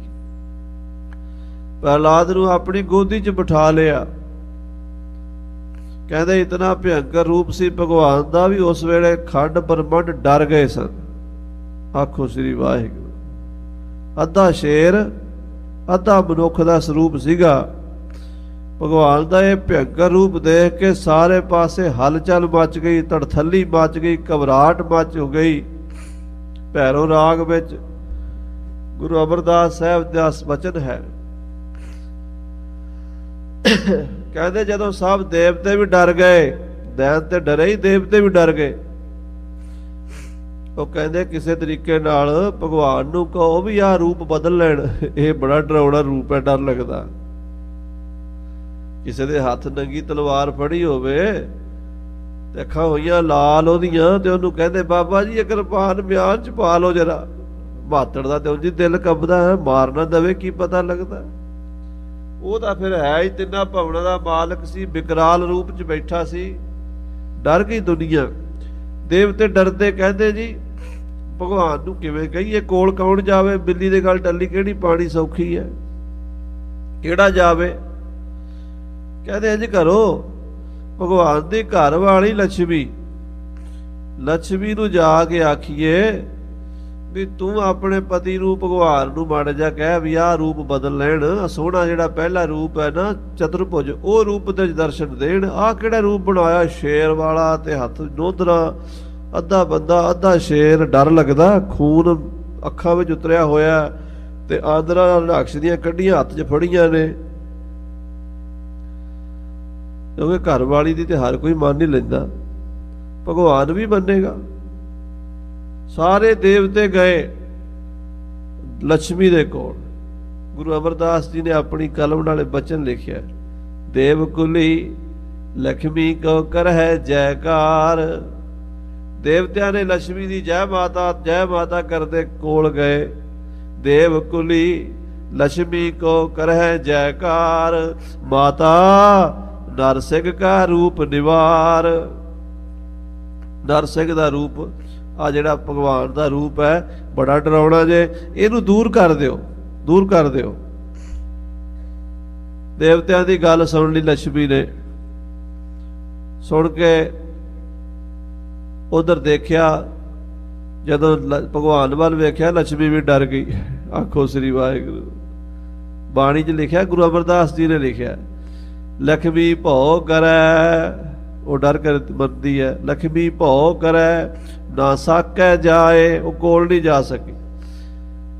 ਕਹਿਣ ਲੱਗੀ ਮੇਰੇ ਵੱਸ ਦੀ ਗੱਲ ਨਹੀਂ, ਮੈਨੂੰ ਤਾਂ ਆਪ ਡਰ ਲੱਗਦਾ। ਦੇਵਤੇ ਕਹਿੰਦੇ ਮਾਤਾ ਜੇ ਤੂੰ ਵੀ ਡਰਦੀ ਹੈ ਤੇ ਕੌਣ ਕਹੇਗਾ ਇਹਨੂੰ ਵੀ ਤੂੰ ਆ ਰੂਪ ਬਦਲ ਲਾ। ਸਾਰੀ ਦੁਨੀਆ ਤੇਰੇ ਤੇ ਸਾਨੂੰ ਭਰੋਸਾ ਸੀ, ਤੂੰ ਘਰ ਵਾਲੀ ਹੈ ਉਹਦੀ, ਭਗਵਾਨ ਦੀ। ਕਹਿਣ ਲੱਗੀ ਨਾ ਇਸ ਵੇਲੇ ਨਹੀਂ ਕਿਸੇ ਦਾ ਮਿੱਤਰ ਏ। ਇੱਕ ਕੰਮ ਹੋ ਸਕਦਾ, ਉਹ ਜਿਹੜੇ ਬੱਚੇ ਵਾਸਤੇ ਆ ਕੰਮ ਕੀਤਾ ਨਾ, ਜੇ ਉਹ ਪ੍ਰਹਲਾਦ ਭਗਤ ਕਹਿ ਦੇਵੇ ਤੇ ਹੋ ਸਕਦਾ ਰੂਪ ਬਦਲ ਲਵੇ। ਫਿਰ ਗੁਰੂ ਅਮਰਦਾਸ ਜੀ ਲਿਖਦੇ ਆ, ਪ੍ਰਹਲਾਦ ਜਨ ਚਰਨੀ ਲੱਗਾ ਹਾਏ। ਪ੍ਰਹਲਾਦ ਨੂੰ ਕਿਹਾ, ਉਹਨੇ ਜਾ ਕੇ ਪੈਰ ਫੜ ਲਏ। ਕਹਿਣ ਲੱਗਾ ਮਹਾਰਾਜ ਮਿਹਰ ਕਰੋ, ਬਖਸ਼ਿਸ਼ ਕਰੋ, ਆਹ ਰੂਪ ਤੋਂ ਦੁਨੀਆ ਬੜੀ ਡਰ ਗਈ ਹੈ, ਮੈਨੂੰ ਤੇ ਕੋਈ ਡਰ ਨਹੀਂ ਲੱਗਦਾ, ਮੇਰੇ ਵਾਸਤੇ ਤੁਸੀਂ ਇਹ ਰੂਪ ਬਣਾਇਆ, ਪਰ ਦੁਨੀਆ ਦੇ ਦੇਵਤੇ ਡਰ ਰਹੇ ਨੇ, ਕਿਰਪਾ ਕਰੋ ਹੁਣ ਇਹ ਰੂਪ ਬਦਲ ਲਓ। ਭਗਵਾਨ ਨੇ ਉਸੇ ਵੇਲੇ ਰੂਪ ਬਦਲ ਲਿਆ। ਕਹਿਣ ਲੱਗੇ ਹਰਨਾਕਸ਼ ਪ੍ਰਹਲਾਦ ਦੱਸ ਕੁਝ ਮੰਗਣਾ? ਕਹਿਣ ਲੱਗਾ ਬਸ ਮਹਾਰਾਜ ਤੁਹਾਡੀ ਭਗਤੀ ਚਾਹੀਦੀ ਹੈ। ਉਹ ਕਹਿੰਦੇ ਭਗਤੀ ਤਾਂ ਤੈਨੂੰ ਦਿੱਤੀ, ਕੁਝ ਹੋਰ ਮੰਗ ਲਾ। ਕਹਿੰਦਾ ਫਿਰ ਜੇ ਮੇਰੇ ਵਾਸਤੇ ਕਿਰਪਾ ਕਰੋ ਨਾ, ਆ ਮੇਰਾ ਬਾਪੂ ਮਰਿਆ ਪਿਆ, ਠੀਕ ਹੈ, ਇਹਨੇ ਮੈਨੂੰ ਵੀ ਦੁੱਖ ਦਿੱਤੇ ਨੇ ਤੇ ਤੁਹਾਡਾ ਵੀ ਵਿਰੋਧੀ ਹੈ, ਪਰ ਮਹਾਰਾਜ ਇਹ ਤੁਹਾਡੇ ਹੱਥੋਂ ਮਰਿਆ, ਇਹਦੀ ਮੁਕਤੀ ਕਰ ਦਿਓ, ਇਹਦਾ ਭਲਾ ਕਰ ਦਿਓ, ਇਹਦਾ ਉਧਾਰ ਕਰ ਦਿਓ, ਇਹਨੂੰ ਬਖਸ਼ ਦਿਓ। ਭਗਵਾਨ ਨੇ ਫਿਰ ਗਾਲਾਂ ਲਾ ਲਿਆ, ਆਖਿਆ ਭਗਤ ਧੰਨ ਹੁੰਦੇ ਆ, ਆਪਣੇ ਦੁਸ਼ਮਣਾਂ ਦਾ ਵੀ ਭਲਾ ਕਰ ਦਿੰਦੇ। ਸੋ ਖਾਲਸਾ ਜੀ, ਪ੍ਰਹਲਾਦ ਬਾਰੇ 10ਵੇਂ ਪਾਤਸ਼ਾਹ ਕਹਿੰਦੇ ਧਰੂ ਸੇ ਪ੍ਰਹਲਾਦ ਅਜਾਮਲ ਤਾਰੇ। ਅਜਾਮਲ ਇੱਕ ਬ੍ਰਾਹਮਣ ਸੀਗਾ, ਭਾਈ ਗੁਰਦਾਸ ਜੀ ਨੇ ਉਹਦੀ ਕਥਾ ਵੀ ਲਿਖੀ ਹੈ। ਕਹਿੰਦੇ ਇੱਕ ਸ਼ਹਿਰ ਦੇ ਵਿੱਚ, ਇੱਕ ਪਾਸੇ ਸ਼ਹਿਰ ਤੋਂ ਅਜਾਮਲ ਦੇ ਪਿਤਾ ਦਾ ਘਰ ਸੀਗਾ, ਬ੍ਰਾਹਮਣਾਂ ਦਾ ਮਹੱਲਾ ਸੀ, ਔਰ ਬ੍ਰਾਹਮਣਾਂ ਦੇ ਮਹੱਲੇ ਤੋਂ ਦੂਜੇ ਪਾਸੇ, ਸ਼ਹਿਰ ਦੇ ਦੂਸਰੇ ਪਾਸੇ ਪਾਠਸ਼ਾਲਾ ਸੀ, ਸਕੂਲ ਸੀ। ਉੱਥੇ ਅਜਾਮਲ ਪੜ੍ਹਨ ਜਾਂਦਾ ਸੀ ਪਾਂਧੇ ਦੇ ਕੋਲ, ਔਰ ਅਜਾਮਲ ਦਾ ਪਿਤਾ ਵੀ ਵਿਦਵਾਨ ਪੰਡਤ ਸੀ, ਔਰ ਰਾਜੇ ਦੇ ਕੋਲ ਦਰਬਾਰ 'ਚ ਕਥਾ ਕਰਿਆ ਕਰਦਾ ਸੀ। ਇੱਕ ਵਾਰੀ ਉਹ ਰੋਜ਼ ਜਾਂਦਾ ਸੀ ਤੇ ਕਹਿੰਦੇ ਉਹਦੇ ਪਿਤਾ ਜੀ ਕਹਿੰਦੇ ਸੀ ਵੀ ਪੁੱਤ ਕਦੀ ਵੀ ਨਾ ਸ਼ਹਿਰ ਦੇ ਵਿੱਚੋਂ ਨਹੀਂ ਜਾਣਾ, ਬਾਹਰੋਂ ਬਾਹਰ ਜਾਣਾ। ਉਧਰੋਂ ਜਿਹੜੇ ਟੀਚਰ ਸੀ ਉਹ ਵੀ ਕਹਿੰਦੇ ਸੀ ਵੀ ਕਾਕਾ ਸ਼ਹਿਰ ਦੇ ਵਿੱਚੋਂ ਨਹੀਂ ਜਾਣਾ, ਬਾਹਰੋਂ ਬਾਹਰ ਜਾਣਾ। ਜਿਹੜਾ ਸ਼ਹਿਰ ਦਾ ਬਾਹਰਲਾ ਰੋਡ ਹੁੰਦਾ, ਰਿੰਗ ਰੋਡ ਹੁੰਦਾ, ਉਹਦੇ ਤੋਂ ਘੁੰਮ ਕੇ ਉਹਨੇ ਜਾਣਾ ਘਰ, ਤੇ ਘਰੋਂ ਸਕੂਲ, ਸ਼ਹਿਰ ਦੇ ਵਿੱਚੋਂ ਨਹੀਂ ਲੰਘਣਾ। ਕਈ ਸਾਲ ਲੰਘ ਗਏ। ਕਹਿੰਦੇ ਇੱਕ ਦਿਨ ਜਵਾਨੀ ਦੇ ਵਿੱਚ 16-17 ਸਾਲ ਦਾ ਹੋ ਗਿਆ ਤੇ ਖਿਆਲ ਆਇਆ ਵੀ ਇਹ ਮੈਨੂੰ ਸ਼ਹਿਰ ਦੇ ਵਿੱਚੋਂ ਕਿਉਂ ਨਹੀਂ ਲੰਘਣ ਦਿੰਦੇ, ਇੱਥੇ ਕੀ ਹਰਜ ਹੈ, ਇੱਥੇ ਕੀ ਫਰਕ ਪੈਂਦਾ। ਜਦੋਂ ਸ਼ਹਿਰ ਦੇ ਵਿੱਚੋਂ ਦੀ ਲੰਘਿਆ, ਉੱਥੇ ਵੇਸ਼ਿਆ ਬੈਠੀ ਸੀ ਹਾਰ ਸ਼ਿੰਗਾਰ ਕਰਕੇ, ਉਹਦਾ ਰੂਪ ਦੇਖ ਕੇ ਉਹਦਾ ਹੀ ਆਸ਼ਿਕ ਬਣ ਗਿਆ ਤੇ ਰੋਜ਼ ਉਸ ਵੇਸ਼ਵਾ ਕੋਲ ਬਹਿਣ ਉੱਠਣ ਲੱਗ ਪਿਆ। ਇਹਦਾ ਪਿਤਾ ਮਰ ਗਿਆ। ਪਿਤਾ ਦੀ ਥਾਂ ਤੇ ਰਾਜ ਪੰਡਤ ਦੀ ਪਦਵੀ ਜਵਾਨੀ 'ਚ ਇਹਨੂੰ ਮਿਲ ਗਈ, ਸ਼ਾਦੀ ਵੀ ਹੋ ਗਈ, 2-3 ਬੱਚੇ ਵੀ ਕਹਿੰਦੇ ਹੋ ਗਏ, ਪਰ ਵੇਸ਼ਵਾ ਕੋਲ ਜਾਣਾ ਆਣਾ ਫਿਰ ਵੀ ਨਹੀਂ ਛੱਡਿਆ। ਉਹਦੇ ਨਾਲ ਐਸੀ ਪ੍ਰੀਤ ਪੈ ਗਈ ਵੀ ਆਉਂਦੇ ਜਾਂਦੇ ਉਹਦੇ ਘਰ ਜ਼ਰੂਰ ਗੇੜਾ ਮਾਰਨਾ। ਗੱਲ ਤੁਰਦੀ ਰਾਜੇ ਕੋਲ ਚਲੀ ਗਈ ਵੀ ਦੇਖੋ ਜੀ ਰਾਜ ਪੰਡਤ ਵਿਆਹਿਆ ਹੋਇਆ, ਬਾਲ ਬੱਚਿਆਂ ਵਾਲਾ, ਫਿਰ ਵੀ ਵੇਸ਼ਵਾ ਦੇ ਘਰ ਜਾਣੋਂ ਹਟਦਾ ਨਹੀਂ ਹੈ। ਰਾਜੇ ਨੇ ਸਮਝਾਇਆ ਵੀ ਪੰਡਤ ਜੀ ਏਦਾਂ ਨਾ ਕਰਿਆ ਕਰੋ, ਨਾ ਜਾਇਆ ਕਰੋ, ਮੇਰੀ ਵੀ ਬਦਨਾਮੀ ਤੁਹਾਡੀ ਵੀ ਬਦਨਾਮੀ ਹੁੰਦੀ ਹੈ, ਪਰ ਜਿਹੜੀ ਆਦਤ ਭੈੜੀ ਪੈ ਜਾਵੇ ਛੱਡੀ ਨਹੀਂ ਜਾਂਦੀ। ਵਾਦੜੀਆਂ ਕੁਵਾਦੜੀਆਂ ਨਿਭਣ ਸਿਰਾਂ ਦੇ ਨਾਲ ਵੇਸ਼ਿਆ ਦੇ ਘਰ ਆਉਣਾ ਜਾਣਾ ਇਸ ਅਜਾਮਲ ਨੇ ਨਹੀਂ ਛੱਡਿਆ। ਕਹਿੰਦੇ ਅਖੀਰ ਰਾਜੇ ਨੇ ਤੰਗ ਆ ਕੇ ਉਸ ਵੇਸ਼ਵਾ ਨੂੰ ਵੀ ਤੇ ਅਜਾਮਲ ਨੂੰ ਵੀ ਦੇਸ਼ ਨਿਕਾਲਾ ਦੇ ਦਿੱਤਾ। ਜਿਹੜੀ ਅਜਾਮਲ ਦੀ ਪ੍ਰਾਪਰਟੀ ਸੀ ਉਹਦੀ ਘਰਵਾਲੀ ਨੂੰ ਤੇ ਬੱਚਿਆਂ ਨੂੰ ਦੇ ਦਿੱਤੀ ਵੀ ਤੁਸੀਂ ਇੱਥੇ ਰੋਟੀ ਪਾਣੀ ਖਾਈ ਜਾਓ, ਇਹ ਬੰਦਾ ਨਹੀਂ ਸਾਡੇ ਕੋਲ ਰਹਿਣ ਜੋਗਾ। ਉਸ ਵੇਸ਼ਿਆ ਨੂੰ ਲੈ ਕੇ ਅਜਾਮਲ ਜੰਗਲ ਵਿੱਚ ਚਲਾ ਗਿਆ। ਉਹਦੇ ਨਾਲ ਰਹਿ ਕੇ ਉੱਥੇ ਕੁਟੀਆਂ ਪਾ ਕੇ ਕੱਖਾਂ ਦੀ, ਤੇ ਉੱਥੇ ਜਾਨਵਰ ਚਿੜੀਆਂ ਵਗੈਰਾ ਮਾਰ ਲੈਣੀਆਂ, ਘੁੱਗੀਆਂ ਕਬੂਤਰ ਮਾਰ ਲੈਣੇ, ਖਾ ਲੈਣੇ। ਜੰਗਲੀ ਜਾਨਵਰਾਂ ਵਾਲਾ ਜੀਵਨ ਬਣ ਗਿਆ। ਤੇ ਉਸ ਵੇਸ਼ਿਆ ਦੇ ਪੇਟ ਤੋਂ ਇਹਦੇ 6 ਬੱਚੇ ਪੈਦਾ ਹੋ ਗਏ। 7ਵਾਂ ਬੱਚਾ ਪੈਦਾ ਹੋਣ ਵਾਲਾ ਸੀ ਕਿ ਇਹਦੀ ਉਮਰ ਵੀ ਹੁਣ ਜ਼ਿਆਦਾ ਹੋ ਗਈ। ਜਦੋਂ 5-6 ਬੱਚੇ, ਬੰਦੇ ਦੀ ਉਮਰ ਢਲਦੀ ਹੈ, 40-45 ਸਾਲ ਦਾ ਹੋ ਗਿਆ ਸੀ। 7ਵਾਂ ਬੱਚਾ ਹੋਣ ਵਾਲਾ ਸੀ। ਇਹਦੇ ਘਰ ਸੰਤ ਮਹਾਂਪੁਰਸ਼ ਨਾਮ ਜਪਣ ਵਾਲੇ ਜੰਗਲ 'ਚ ਕਿਤੋਂ ਲੰਘਦੇ ਲੰਘਦੇ ਆ ਕੇ ਬੈਠ ਗਏ। ਸੰਤਾਂ ਨੂੰ ਦੇਖ ਕੇ ਸੋਚਿਆ ਵੀ ਹੁਣ ਇਹਨਾਂ ਨੂੰ ਕੀ ਖਵਾਈਏ, ਆਪਾਂ ਤੇ ਮਾਸ ਵਗੈਰਾ ਖਾ ਲੈਂਦੇ ਆ, ਇਹਨਾਂ ਨੂੰ ਵਿਚਾਰਿਆਂ ਨੂੰ ਕੀ ਖਵਾਈਏ। ਹੋਰ ਤਾਂ ਕੁਝ ਲੱਭਾ ਨਾ, ਕਿਤੋਂ ਚਣੇ ਪੁੱਟ ਕੇ ਲਿਆਇਆ, ਛੋਲੇ ਹਰੇ ਛੋਲਿਆਂ ਨੂੰ ਭੁੰਨ ਕੇ ਉਹਨਾਂ ਦੀਆਂ ਹੋਲਾਂ ਬਣਾ ਕੇ ਸੰਤਾਂ ਨੂੰ ਦਿੱਤੀਆਂ। ਸੰਤਾਂ ਨੇ ਛਕ ਲਈਆਂ। ਛਕ ਕੇ ਪ੍ਰਸੰਨ ਹੋ ਕੇ ਕਹਿਣ ਲੱਗੇ, ਭਾਈ ਕੀ ਕਰਦਾ ਹੁੰਦਾ? ਕਹਿਣ ਲੱਗਾ, ਜੀ ਕੀ ਦੱਸਾਂ, ਵੀ ਜੋ ਨਹੀਂ ਦੱਸਣ ਵਾਲਾ ਉਹ ਕਰਦਾ ਹਾਂ। ਕੌਣ ਹੁੰਦਾ, ਜਾਤ ਕੀ ਹੈ ਤੇਰੀ? ਕਹਿੰਦਾ, ਜੀ ਜਾਤ ਵੀ ਨਾ ਪੁੱਛੋ, ਜਾਤ ਮੇਰੀ ਬ੍ਰਾਹਮਣ ਹੈ ਔਰ ਵਿਦਵਾਨ ਪੜ੍ਹਿਆ ਲਿਖਿਆ ਹਾਂ, ਪਰ ਮੇਰੇ ਕਰਮਾਂ ਦਾ ਆਹ ਚੱਕਰ ਪਿਆ ਹੋਇਆ ਤੇ ਆਹ ਮੇਰੀ ਘਰ ਵਾਲੀ ਜਿਹੜੀ ਹੈ ਇਹ ਅਸਲ ਘਰ ਵਾਲੀ ਨਹੀਂ, ਇਹ ਵੇਸ਼ਿਆ ਹੈ।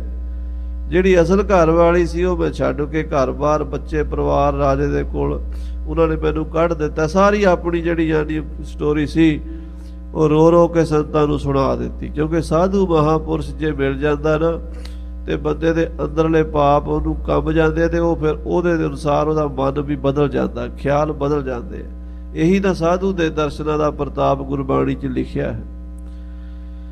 ਉਹ ਸੰਤ ਕਹਿਣ ਲੱਗੇ, ਹੁਣ ਕੀ ਖਿਆਲ ਹੈ? ਕਹਿੰਦਾ, ਜੀ ਹੁਣ ਮੈਂ ਤੁਹਾਡੇ ਦਰਸ਼ਨ ਕੀਤੇ ਆ ਤੇ ਹੁਣ ਮੈਨੂੰ ਦੱਸੋ ਵੀ ਕੋਈ ਮੇਰਾ ਵੀ ਹੱਲ ਹੋ ਸਕਦਾ ਮਸਲਾ, ਵੀ ਮੈਂ ਐਡਾ ਵੱਡਾ ਪਾਪੀ ਹਾਂ, ਕੋਈ ਮੇਰੇ ਕਰਮਾਂ 'ਚ ਵੀ ਕੋਈ ਸੁਧਾਰ ਹੋ ਸਕਦਾ, ਜਾਂ ਮੇਰਾ ਵੀ ਭਲਾ ਹੋ ਸਕਦਾ, ਮੇਰੀ ਆਤਮਾ ਵੀ ਕਿਤੇ ਜਨਮ ਮਰਨ ਤੋਂ, ਨਰਕਾਂ ਤੋਂ ਬਚ ਸਕਦੀ ਹੈ।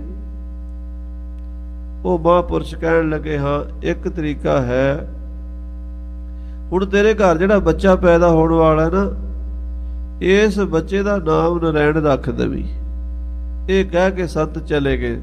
ਭਾਈ ਗੁਰਦਾਸ ਜੀ ਆਪਣੀ ਬਾਣੀ 'ਚ ਲਿਖਦੇ ਨੇ, ਪੁੱਤ ਉਪੰਨਾ ਸੱਤਵਾਂ ਪੁੱਤਰ ਪੈਦਾ ਹੋਇਆ, ਗੁਰਮੁਖ ਨਾਉ ਨਾਰਾਇਣ ਕਹਿਆ। ਉਹਨਾਂ ਮਹਾਂਪੁਰਸ਼ਾਂ ਦੇ ਬਚਨ ਅਨੁਸਾਰ ਜੋ ਉਹਦਾ ਨਾਮ ਨਰੈਣ ਰੱਖ ਦਿੱਤਾ। ਨਾਰਾਇਣ ਪਰਮੇਸ਼ਰ ਦਾ ਨਾਮ ਹੈ, ਆਖੋ ਸ੍ਰੀ ਵਾਹਿਗੁਰੂ। ਨਾਰਾਇਣ ਸਭ ਬਾਹੇ ਨਿਵਾਸ, ਨਾਰਾਇਣ ਕਹਤੇ ਨਰਕ ਨਾ ਜਾਹੇ, ਨਾਰਾਇਣ ਸੇਵ ਸਗਲ ਫਲ ਪਾਹੇ। ਨਾਰਾਇਣ ਪਰਮੇਸ਼ਰ ਦਾ ਸਰੂਪ ਹੈ। ਹੁਣ ਹਰ ਵੇਲੇ ਆਪਣੇ ਪੁੱਤਰ ਨੂੰ ਨਰਾਇਣ ਨਰਾਇਣ ਕਰਕੇ ਬੁਲਾਣਾ, ਉਹ ਨਰਾਇਣਾ ਕੰਮ ਕਰ, ਪੁੱਤਰ ਨਰਾਇਣਾ ਕੰਮ ਕਰ। ਛੋਟੇ ਬੱਚੇ ਨਾਲ ਪਿਆਰ ਵੀ ਜ਼ਿਆਦਾ ਹੁੰਦਾ ਹੈ, ਹਰ ਵੇਲੇ ਨਰਾਇਣ ਦਾ ਹੀ ਖਿਆਲ ਰਹਿਣਾ। ਬੱਚਾ ਜਵਾਨ ਹੁੰਦਾ ਗਿਆ, ਨਰਾਇਣ ਵੱਡਾ ਹੋ ਗਿਆ ਤੇ ਅਜਾਮਲ ਬੁੱਢਾ ਹੋ ਗਿਆ। ਬੁੱਢੇ ਦਾ ਨਰਾਇਣ ਨਾਲ ਪਿਆਰ ਬੜਾ। ਉਧਰੋਂ ਜਮਦੂਤ ਆ ਗਏ। ਜਦੋਂ ਸਾਹਮਣੇ ਜਮਦੂਤ ਆਏ ਤੇ ਜਮਦੂਤਾਂ ਨੂੰ ਦੇਖ ਕੇ ਘਬਰਾ ਕੇ ਕਹਿੰਦਾ, ਨਰਾਇਣ ਮੈਨੂੰ ਬਚਾਓ, ਨਾਰਾਇਣ ਮੈਨੂੰ ਬਚਾਓ, ਨਾਰਾਇਣ ਮੈਨੂੰ ਬਚਾਓ, ਨਾਰਾਇਣ ਨਾਰਾਇਣ ਨਾਰਾਇਣ ਕਹਿੰਦੇ ਦੇ ਪ੍ਰਾਣ ਨਿਕਲ ਗਏ। ਗੁਰਬਾਣੀ ਕਹਿੰਦੀ, ਅੰਤ ਕਾਲ ਨਾਰਾਇਣ ਸਿਮਰੈ, ਐਸੀ ਚਿੰਤਾ ਮੈਂ ਜੇ ਮਰੈ। ਐਸੀ ਚਿੰਤਾ ਵਿੱਚ ਮਰ ਜਾਵੇ। ਨਰਾਇਣ ਕਹਿੰਦੇ ਆ, ਵਾਹਿਗੁਰੂ ਕਹਿੰਦੇ ਆ, ਰਾਮ ਰਾਮ ਕਹਿੰਦੇ ਆ, ਪ੍ਰਾਣ ਨਿਕਲ ਜਾਣ, ਹੋਰ ਚਾਹੀਦਾ ਕੀ ਹੈ। ਉਸੇ ਵੇਲੇ ਅਕਾਲ ਪੁਰਖ ਵਾਹਿਗੁਰੂ ਦੇ ਭੇਜੇ ਦੂਤ ਆ ਕੇ ਕਹਿਣ ਲੱਗੇ, ਜਮਾਂ ਨੂੰ ਪਿੱਛੇ ਹਟੋ, ਇਹ ਬੰਦਾ ਅਸੀਂ ਲੈ ਕੇ ਜਾਣਾ। ਜਮਦੂਤ ਕਹਿੰਦੇ, ਤੁਸੀਂ ਕਿਵੇਂ ਲੈ ਕੇ ਜਾਣਾ? ਸਾਡੇ ਕੋਲ ਵਹੀ ਖਾਤਾ, ਇਹਨੇ ਸਾਰੀ ਉਮਰ ਚੰਗਾ ਕੰਮ ਕੀਤਾ ਹੀ ਕੋਈ ਨਹੀਂ। ਜਿੰਨੇ ਪਾਪ ਇਹਨੇ ਕੀਤੇ ਆ, ਜਿੰਨੇ ਐਬ ਇਹਨੇ ਕੀਤੇ ਆ, ਕਿਸੇ ਨੇ ਕੀਤੇ ਨਹੀਂ। ਹੁਣ ਇਹ ਤਾਂ ਨਰਕਾਂ 'ਚ ਲੈ ਕੇ ਜਾਣਾ। ਰਾਮਗਣ ਕਹਿੰਦੇ, ਪਾਪ ਕੀਤੇ ਆ, ਪਾਪ ਇਹਨੇ ਕੀਤੇ ਸਾਨੂੰ ਵੀ ਪਤਾ, ਪਰ ਹੁਣੇ ਇਹਨੇ ਮਰਨ ਵੇਲੇ ਪਰਮੇਸ਼ਰ ਵਾਹਿਗੁਰੂ ਨਰਾਇਣ ਦਾ ਨਾਮ ਲਿਆ ਹੈ। ਜਿਹਦੇ ਮੂੰਹ ਤੋਂ ਨਾਰਾਇਣ ਨਿਕਲ ਗਿਆ ਉਹ ਨਰਕਾਂ 'ਚ ਜਾ ਨਹੀਂ ਸਕਦਾ। ਆਖੋ ਸ੍ਰੀ ਵਾਹਿਗੁਰੂ। ਅੰਤਕਾਰ ਨਾਰਾਇਣ ਸਿਮਰੈ, ਐਸੀ ਚਿੰਤਾ ਮਹਿਜੇ ਮਰੈ, ਬਦਤ ਲੋਚਨ ਤੇ ਨਰ ਮੁਕਤਾ, ਪੀਤਾੰਬਰ ਵਾਕੇ ਹਿਰਦੈ ਬਸੈ।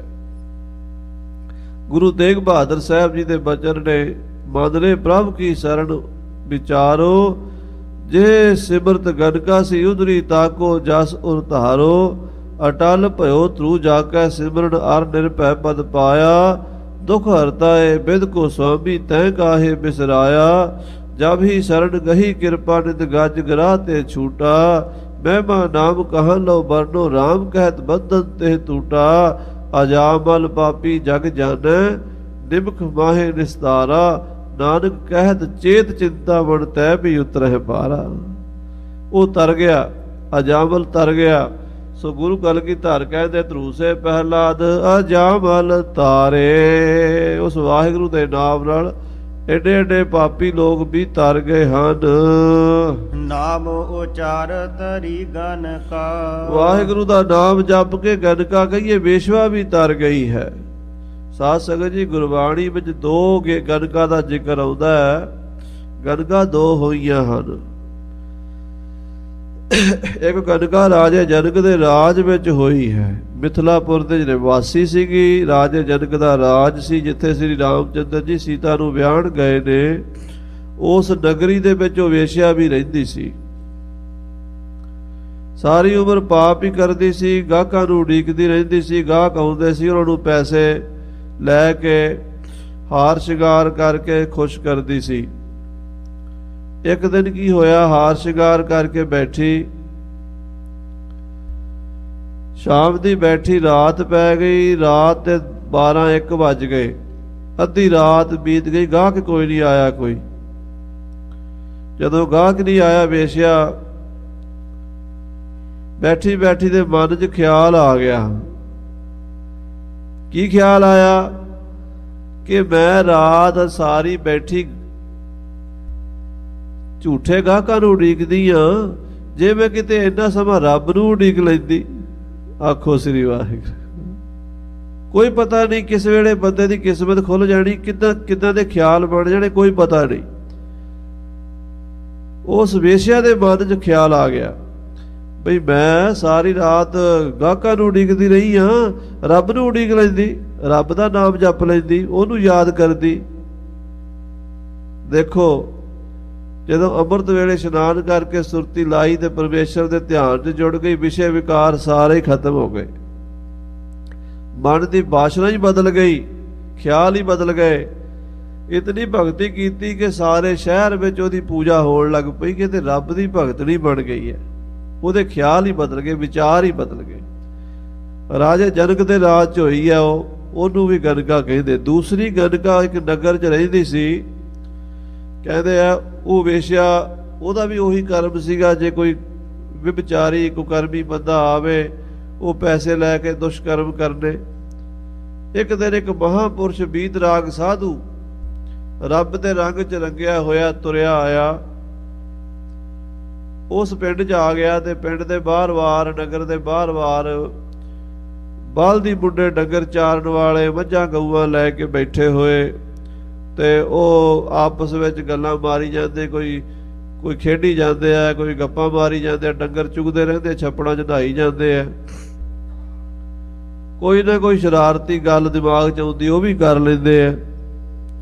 ਉਹਨਾਂ ਸੰਤਾਂ ਦੇ ਹੱਥ ਵਿੱਚ ਪਿੰਜਰੀ ਫੜੀ ਹੋਈ ਹੈ, ਪਿੰਜਰੇ 'ਚ ਤੋਤਾ ਹੈ, ਤੇ ਸੰਤਾਂ ਦੇ ਮੂੰਹ ਤੇ ਰਾਮ ਰਾਮ ਰਾਮ ਰਾਮ ਦਾ ਜਾਪ ਹੈ। ਤੇ ਆ ਕੇ ਉਹਨਾਂ ਬੱਚਿਆਂ ਦੇ ਕੋਲ ਖੜ ਗਏ, ਕਹਿੰਦੇ ਕਾਕਾ, ਤੁਹਾਡੇ ਪਿੰਡ 'ਚ ਕੋਈ ਠਾਕਰ ਦੁਆਰਾ, ਕੋਈ ਮੰਦਰ, ਕੋਈ ਧਰਮ ਸਥਾਨ, ਧਰਮਸ਼ਾਲਾ ਰਾਤ ਰਹਿਣਾ ਹੈ, ਕੋਈ ਹੈ?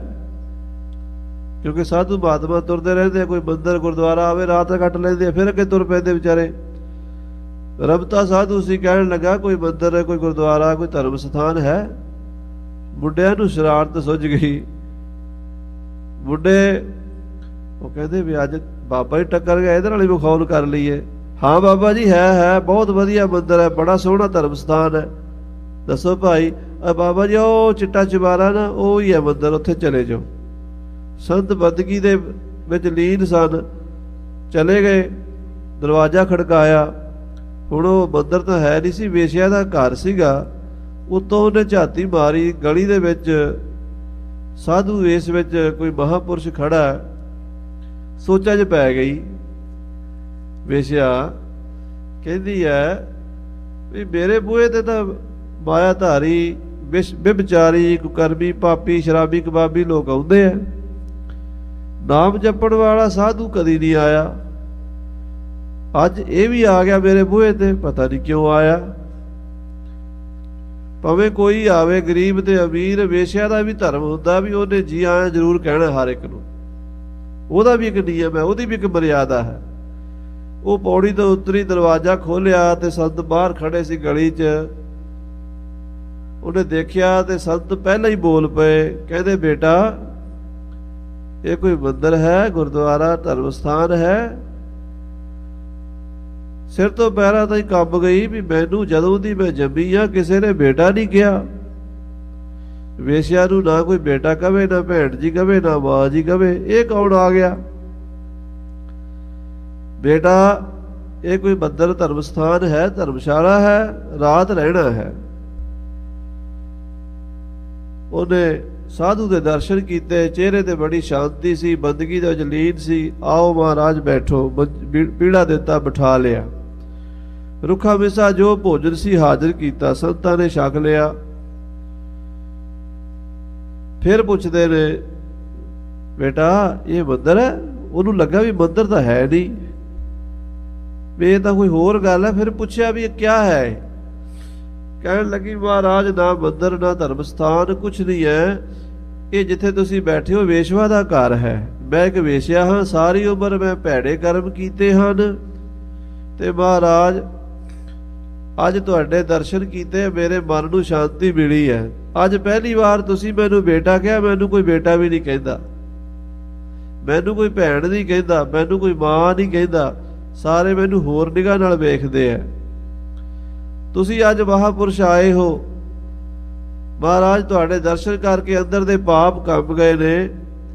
ਮੈਂ ਆਪ ਜੀ ਤੋਂ ਪੁੱਛਦੀ ਹਾਂ ਕਿ ਮੇਰਾ ਪਾਪੜ ਦਾ ਵੀ ਬੇੜਾ ਬੰਨੇ ਲੱਗ ਸਕਦਾ, ਕਿ ਮੇਰਾ ਵੀ ਉਧਾਰ ਹੋ ਸਕਦਾ, ਮੇਰਾ ਵੀ ਭਲਾ ਹੋ ਸਕਦਾ, ਕਿੱਦਾਂ ਮੈਂ ਵੀ ਤਰ ਸਕਦੀ ਹਾਂ ਸੰਸਾਰ ਤੋਂ। ਸੰਤ ਮਹਾਂਪੁਰਸ਼ ਬੜੇ ਦਿਆਲੂ ਹੁੰਦੇ। ਭਾਈ ਗੁਰਦਾਸ ਜੀ ਕਹਿੰਦੇ ਦੁਰਮਤ ਦੇਖ ਦਿਆਲ ਹੋਏ, ਹੱਥੋਂ ਆਪਣੇ ਦਿੱਤਸ ਤੋਤਾ।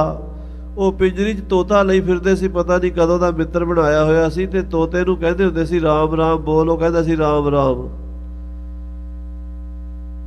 ਕਹਿਣ ਲੱਗੇ ਵੇਸ਼ਿਆ ਨੂੰ, ਕਹਿਣ ਲੱਗੇ ਬੇਟਾ ਆਹ ਸਾਡਾ ਗੰਗਾ ਰਾਮ ਤੂੰ ਰੱਖ ਲੈ, ਇਹਦਾ ਨਾਮ ਅਸੀਂ ਰੱਖਿਆ ਗੰਗਾ ਰਾਮ, ਇਹ ਤੈਨੂੰ ਨਾਮ ਜਪਾਵੇਗਾ। ਸਵੇਰੇ ਉੱਠ ਕੇ ਸਵਾ ਪਹਿਰ ਰਾਤ ਰਹਿੰਦੀ ਇਸ਼ਨਾਨ ਕਰ ਲਿਆ ਕਰੀ, ਤੇ ਇਹਨੂੰ ਆਖਿਆ ਕਰੀ ਗੰਗਾ ਰਾਮ ਬੋਲ ਰਾਮ ਰਾਮ। ਇਹ ਕਹੇਗਾ ਰਾਮ ਰਾਮ, ਦਿਨ ਚੜੇ ਦਾ ਇਹ ਕੰਮ ਕਰੀ, ਤੇਰਾ ਪਾਰ ਉਤਾਰਾ ਹੋ ਜਾਏਗਾ। ਸਾਧੂ ਤਾਂ ਚਲੇ ਗਏ ਤੋਤਾ ਦੇ ਕੇ। ਭਾਈ ਗੁਰਦਾਸ ਜੀ ਲਿਖਦੇ ਆ ਵੀ ਰੋਜ਼ ਅੰਮ੍ਰਿਤ ਵੇਲੇ ਉੱਠਦੀ ਹੈ ਇਸ਼ਨਾਨ ਕਰਕੇ, ਤੇ ਉਹਨੂੰ ਕਹਿੰਦੀ ਗੰਗਾ ਰਾਮ ਬੋਲ ਰਾਮ ਰਾਮ। ਤੋਤਾ ਕਹਿੰਦਾ ਰਾਮ ਰਾਮ। ਦਿਨ ਚੜੇ ਤਾਂ ਇਹ ਕੰਮ ਚੱਲਦਾ।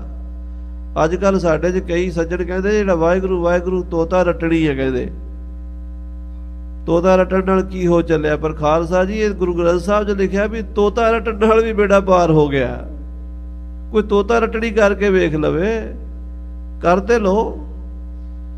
ਤੋਤਾ ਰਾਮ ਰਾਮ ਕਰਾਂਦਾ ਰਿਹਾ, ਵੇਸ਼ਿਆ ਕਰਦੀ ਰਹੀ, ਉਹਨੂੰ ਕਰਾਂਦੀ, ਆਪ ਵੀ ਨਾਮ ਜਪਦੀ। 12 ਸਾਲ ਲੰਘ ਗਏ। ਭਾਦੋਂ ਦੇ ਦਿਨ ਸਨ, ਪਿੰਜਰੀ ਖੁੱਲੀ ਰਹਿ ਗਈ ਕਿਤੇ। ਸਵੇਰੇ ਅੰਮ੍ਰਿਤ ਵੇਲੇ ਦਾ ਟਾਈਮ ਸੀਗਾ, ਉਹਨੂੰ ਰਾਮ ਰਾਮ ਕਰਾਂਦੀ ਨੂੰ ਝੋਕਾ ਆ ਗਿਆ ਨੀਂਦ ਦਾ। ਇੱਕ ਹੁੰਦੀ ਹੈ ਨਿੰਦਰਾ, ਇੱਕ ਤੰਦਰਾ। ਜਦੋਂ ਸਮਾਧੀ ਵਿੱਚ ਬੰਦਾ ਜਾਂਦਾ ਵਾਹਿਗੁਰੂ ਵਾਹਿਗੁਰੂ ਵਾਹਿਗੁਰੂ ਕਰਦਿਆਂ ਸਵੇਰੇ ਸਵੇਰੇ ਝਪਕੀ ਆਉਂਦੀ ਹੈ ਨਾ, ਉਹਦੇ 'ਚ ਸੁਰਤੀ ਜੁੜਦੀ ਹੈ, ਉਹ ਫਾਇਦੇ ਵਾਲੀ ਚੀਜ਼ ਹੁੰਦੀ ਹੈ। ਪਰ ਨਾਲ ਦੀ ਨਾਲ ਵਾਹਿਗੁਰੂ ਕਰੀ ਜਾਵੇ, ਛੱਡੇ ਨਾ। ਉਹਨੂੰ ਇਸਦਾ ਦੀ ਝਪਕੀ ਜੀ ਆਈ, ਅੱਖ ਲੱਗ ਗਈ, ਉਧਰੋਂ ਸੱਪ ਆ ਗਿਆ। ਸੱਪ ਤੋਤੇ ਨੂੰ ਖਾ ਕੇ ਉੱਥੇ ਬਹਿ ਗਿਆ। ਜਦੋਂ ਇਹਦੀ ਅੱਖ ਖੁੱਲੀ, ਇਹਨੇ ਆਖਿਆ ਗੰਗਾ ਰਾਮ ਬੋਲ ਰਾਮ ਰਾਮ। ਹੁਣ ਗੰਗਾ ਰਾਮ ਵਿਚਾਰਾ ਤਾਂ ਹੈ ਨਹੀਂ ਸੀ। ਇਹਨੇ ਆਖਿਆ ਇਹ ਵੀ ਸੌ ਗਿਆ ਹੁਣ। ਹੱਥ ਲਾਇਆ ਹਨੇਰੇ ਵਿੱਚ, ਸੱਪ ਉੱਥੇ ਫਿਰਦਾ ਸੀ, ਉਹਨੇ ਡੰਗ ਮਾਰਿਆ। ਨਾਲ ਨਾਲ ਜ਼ਹਿਰ ਚੜ੍ਹਦਾ ਗਿਆ ਤੇ ਮੂੰਹ ਤੋਂ ਰਾਮ ਰਾਮ ਰਾਮ ਰਾਮ ਰਾਮ ਰਾਮ ਕਹਿੰਦੀ ਕਹਿੰਦੀ ਦੇ ਸਵਾਸ ਨਿਕਲ ਗਏ। ਭਾਈ ਸਾਹਿਬ ਜੀ ਲਿਖਦੇ ਆ ਗਈ ਬੈਕੁੰਠ ਬਿਬਾਨ ਚੜ, ਨਰਕੇ ਵਿੱਚ ਨਾ ਖਾਦਸ ਗੋਤਾ। ਉਹਦੇ ਵਾਸਤੇ ਸੱਚਖੰਡ ਤੋਂ ਬਿਬਾਨ ਆਇਆ ਤੇ ਸੱਚਖੰਡ ਗਈ। ਨਰਕਾਂ ਵਿੱਚ ਨਹੀਂ ਗਈ। ਸੋ ਗੁਰੂ ਗੋਬਿੰਦ ਸਿੰਘ ਜੀ ਕਹਿੰਦੇ ਆ, ਨਾਮ ਉਚਾਰ ਧਰੀ ਗਨਕਾ, ਉਹ ਪਰਮੇਸ਼ਰ ਦਾ ਨਾਮ ਜਪ ਕੇ ਤੇ ਗਨਕਾ ਵੀ ਤਰ ਗਈ ਹੈ। ਸੋਈ ਨਾਮ ਆਧਾਰ ਵਿਚਾਰ ਹਮਾਰੇ, ਉਹੀ ਨਾਮ ਸਾਡੇ ਲਈ, ਸਾਡੇ ਵਾਸਤੇ ਆਸਰਾ ਹੈ। ਅਸੀਂ ਆਸਰਾ ਨਾਮ ਦਾ ਲਿਆ ਹੈ। ਆਦ ਅਨਾਦ ਆਗਾਦ ਸਦਾ ਪ੍ਰਭ, ਉਹ ਪ੍ਰਮਾਤਮਾ ਆਦ ਤੋਂ ਹੀ ਅਨਾਦਿ ਹੈ, ਭਾਵ ਉਹਦਾ ਆਦ ਕੋਈ ਹੈ ਹੀ ਨਹੀਂ ਹੈ। ਸਾਰਿਆਂ ਦਾ ਆਦ ਹੈ ਪਰ ਉਹਦਾ ਆਦ ਕੋਈ ਨਹੀਂ ਹੈ। ਸਾਰਿਆਂ ਦਾ ਮੁੱਢ ਉਹ ਹੈ ਪਰ ਉਹਦਾ ਮੁੱਢ ਕੋਈ ਨਹੀਂ ਹੈ। ਅਗਾਧ ਡੂੰਘੇ ਤੋਂ ਡੂੰਘਾ ਹੈ ਉਹ ਪਰਮੇਸ਼ਰ। ਸਿੱਧ ਸਵੈਰੂਪ ਸਭੋ ਪਹਿਚਾਨਿਓ, ਉਹ ਪਰਮਾਤਮਾ ਸਿੱਧ ਸਰੂਪ ਹੈ। ਸਿੱਧ ਕਹਿੰਦੇ ਕੋਈ ਵੀ ਕਾਰਜ ਹੋਵੇ ਸਿੱਧਾ ਹੋ ਜਾਵੇ। ਆਖੋ ਸ੍ਰੀ ਵਾਹਿਗੁਰੂ। ਜੋ ਵੀ ਫੁਰਨਾ ਕਰੇ ਉਹ ਠੀਕ ਹੋ ਜਾਵੇ, ਉਹਨੂੰ ਕਹਿੰਦੇ ਸਿੱਧ। ਜਿਵੇਂ ਕਹਿੰਦੇ ਮੰਤਰ ਸਿੱਧ ਕੀਤਾ ਹੋਇਆ। ਮੰਤਰ ਸਿੱਧ ਦਾ ਮਤਲਬ ਜੋ ਮੰਤਰ ਪੜ੍ਹੇ ਕੰਮ ਪੂਰਾ ਹੋ ਜਾਵੇ। ਪਰਮਾਤਮਾ ਦਾ ਸਰੂਪ ਹੀ ਸਿੱਧ ਹੈ। ਉਹਦੇ ਸਰੂਪ ਦੇ ਵਿੱਚ ਕੋਈ ਕਮੀ ਨਹੀਂ ਹੈ, ਪੂਰਨ ਹੈ ਹਰ ਤਰ੍ਹਾਂ ਨਾਲ। ਸਭੋ ਪਹਿਚਾਨਿਓ, ਉਹ ਸਾਰੀ ਗੱਲਾਂ ਨੂੰ ਪਹਿਚਾਨਣ ਵਾਲਾ ਹੈ। ਬੰਦੇ ਦੀ ਰਾਗ ਰਾਗ ਦਾ ਉਹ ਭੇਤੀ ਹੈ। ਉਹ ਨਾੜ ਨਾੜ ਦਾ ਭੇਤੀ ਹੈ, ਜਰੇ ਜਰੇ ਦਾ ਭੇਤੀ। ਉਹਨੂੰ ਹਰ ਗੱਲ ਦਾ ਪਤਾ ਹੈ। ਗੰਧਰਵ ਜਛ ਮਹੀ ਧਰ ਨਾਗਨ, ਜਿਹੜੇ ਸਵਰਗ ਦੇ ਵਿੱਚ ਵਾਜੇ ਵਜਾਉਂਦੇ ਨੇ, ਤਬਲੇ ਵਜਾਉਂਦੇ ਨੇ, ਇੰਦਰ ਦੇ ਦਰਬਾਰ ਦੇ, ਜੋ ਗੰਧਰਵ ਕਹਿੰਦੇ ਆ। ਦੇਵਤਿਆਂ ਤੋਂ ਥੱਲੇ ਦੀ ਜਾਤੀ ਮੰਨੀ ਜਾਂਦੀ ਹੈ। ਕਹਿੰਦੇ ਉਹਨਾਂ ਨੂੰ ਬੜਾ ਭਾਰੀ ਸੁੱਖ ਪ੍ਰਾਪਤ ਹੁੰਦਾ ਹੈ। ਤੇ ਜਕਸ਼ ਹੁੰਦੇ ਨੇ, ਜਿਵੇਂ ਆਪਾਂ ਚੌਪਈ ਸਾਹਿਬ 'ਚ ਪੜ੍ਹਦੇ ਹਾਂ, ਦੇਵ ਦੈ ਜਛ ਨੂੰ ਪੁਜਾਇਓ। ਉਹ ਯਕਸ਼ਾਂ 'ਚ ਵੀ ਬੜੀ ਤਾਕਤ ਹੁੰਦੀ ਹੈ।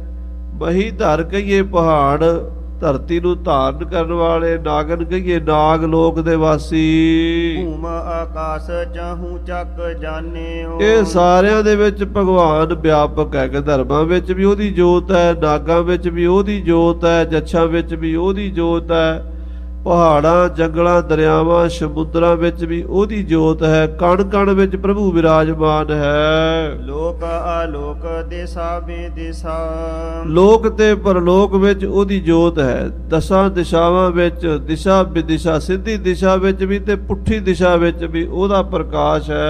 ਹਰ ਦੇਵ ਅਦੇਵ ਦੋਹੂ ਪ੍ਰਭ ਮਾਨੇ, ਦੇਵਤੇ ਤੇ ਦੈਂਤ ਉਹਨੂੰ ਆਪਣਾ ਮਾਲਕ ਮੰਨਦੇ ਨੇ। ਦੇਵਤੇ ਵੀ ਕਹਿੰਦੇ ਵੀ ਸਾਡਾ ਵੱਡਾ ਦੇਵਤਾ ਵਾਹਿਗੁਰੂ ਪਰਮੇਸ਼ਰ ਹੀ ਹੈ। ਦੇਵਾਨ ਦੇਵ ਉਪਮਾ ਮਹਾਨ, ਬੜਾ ਵੱਡਾ ਹੈ।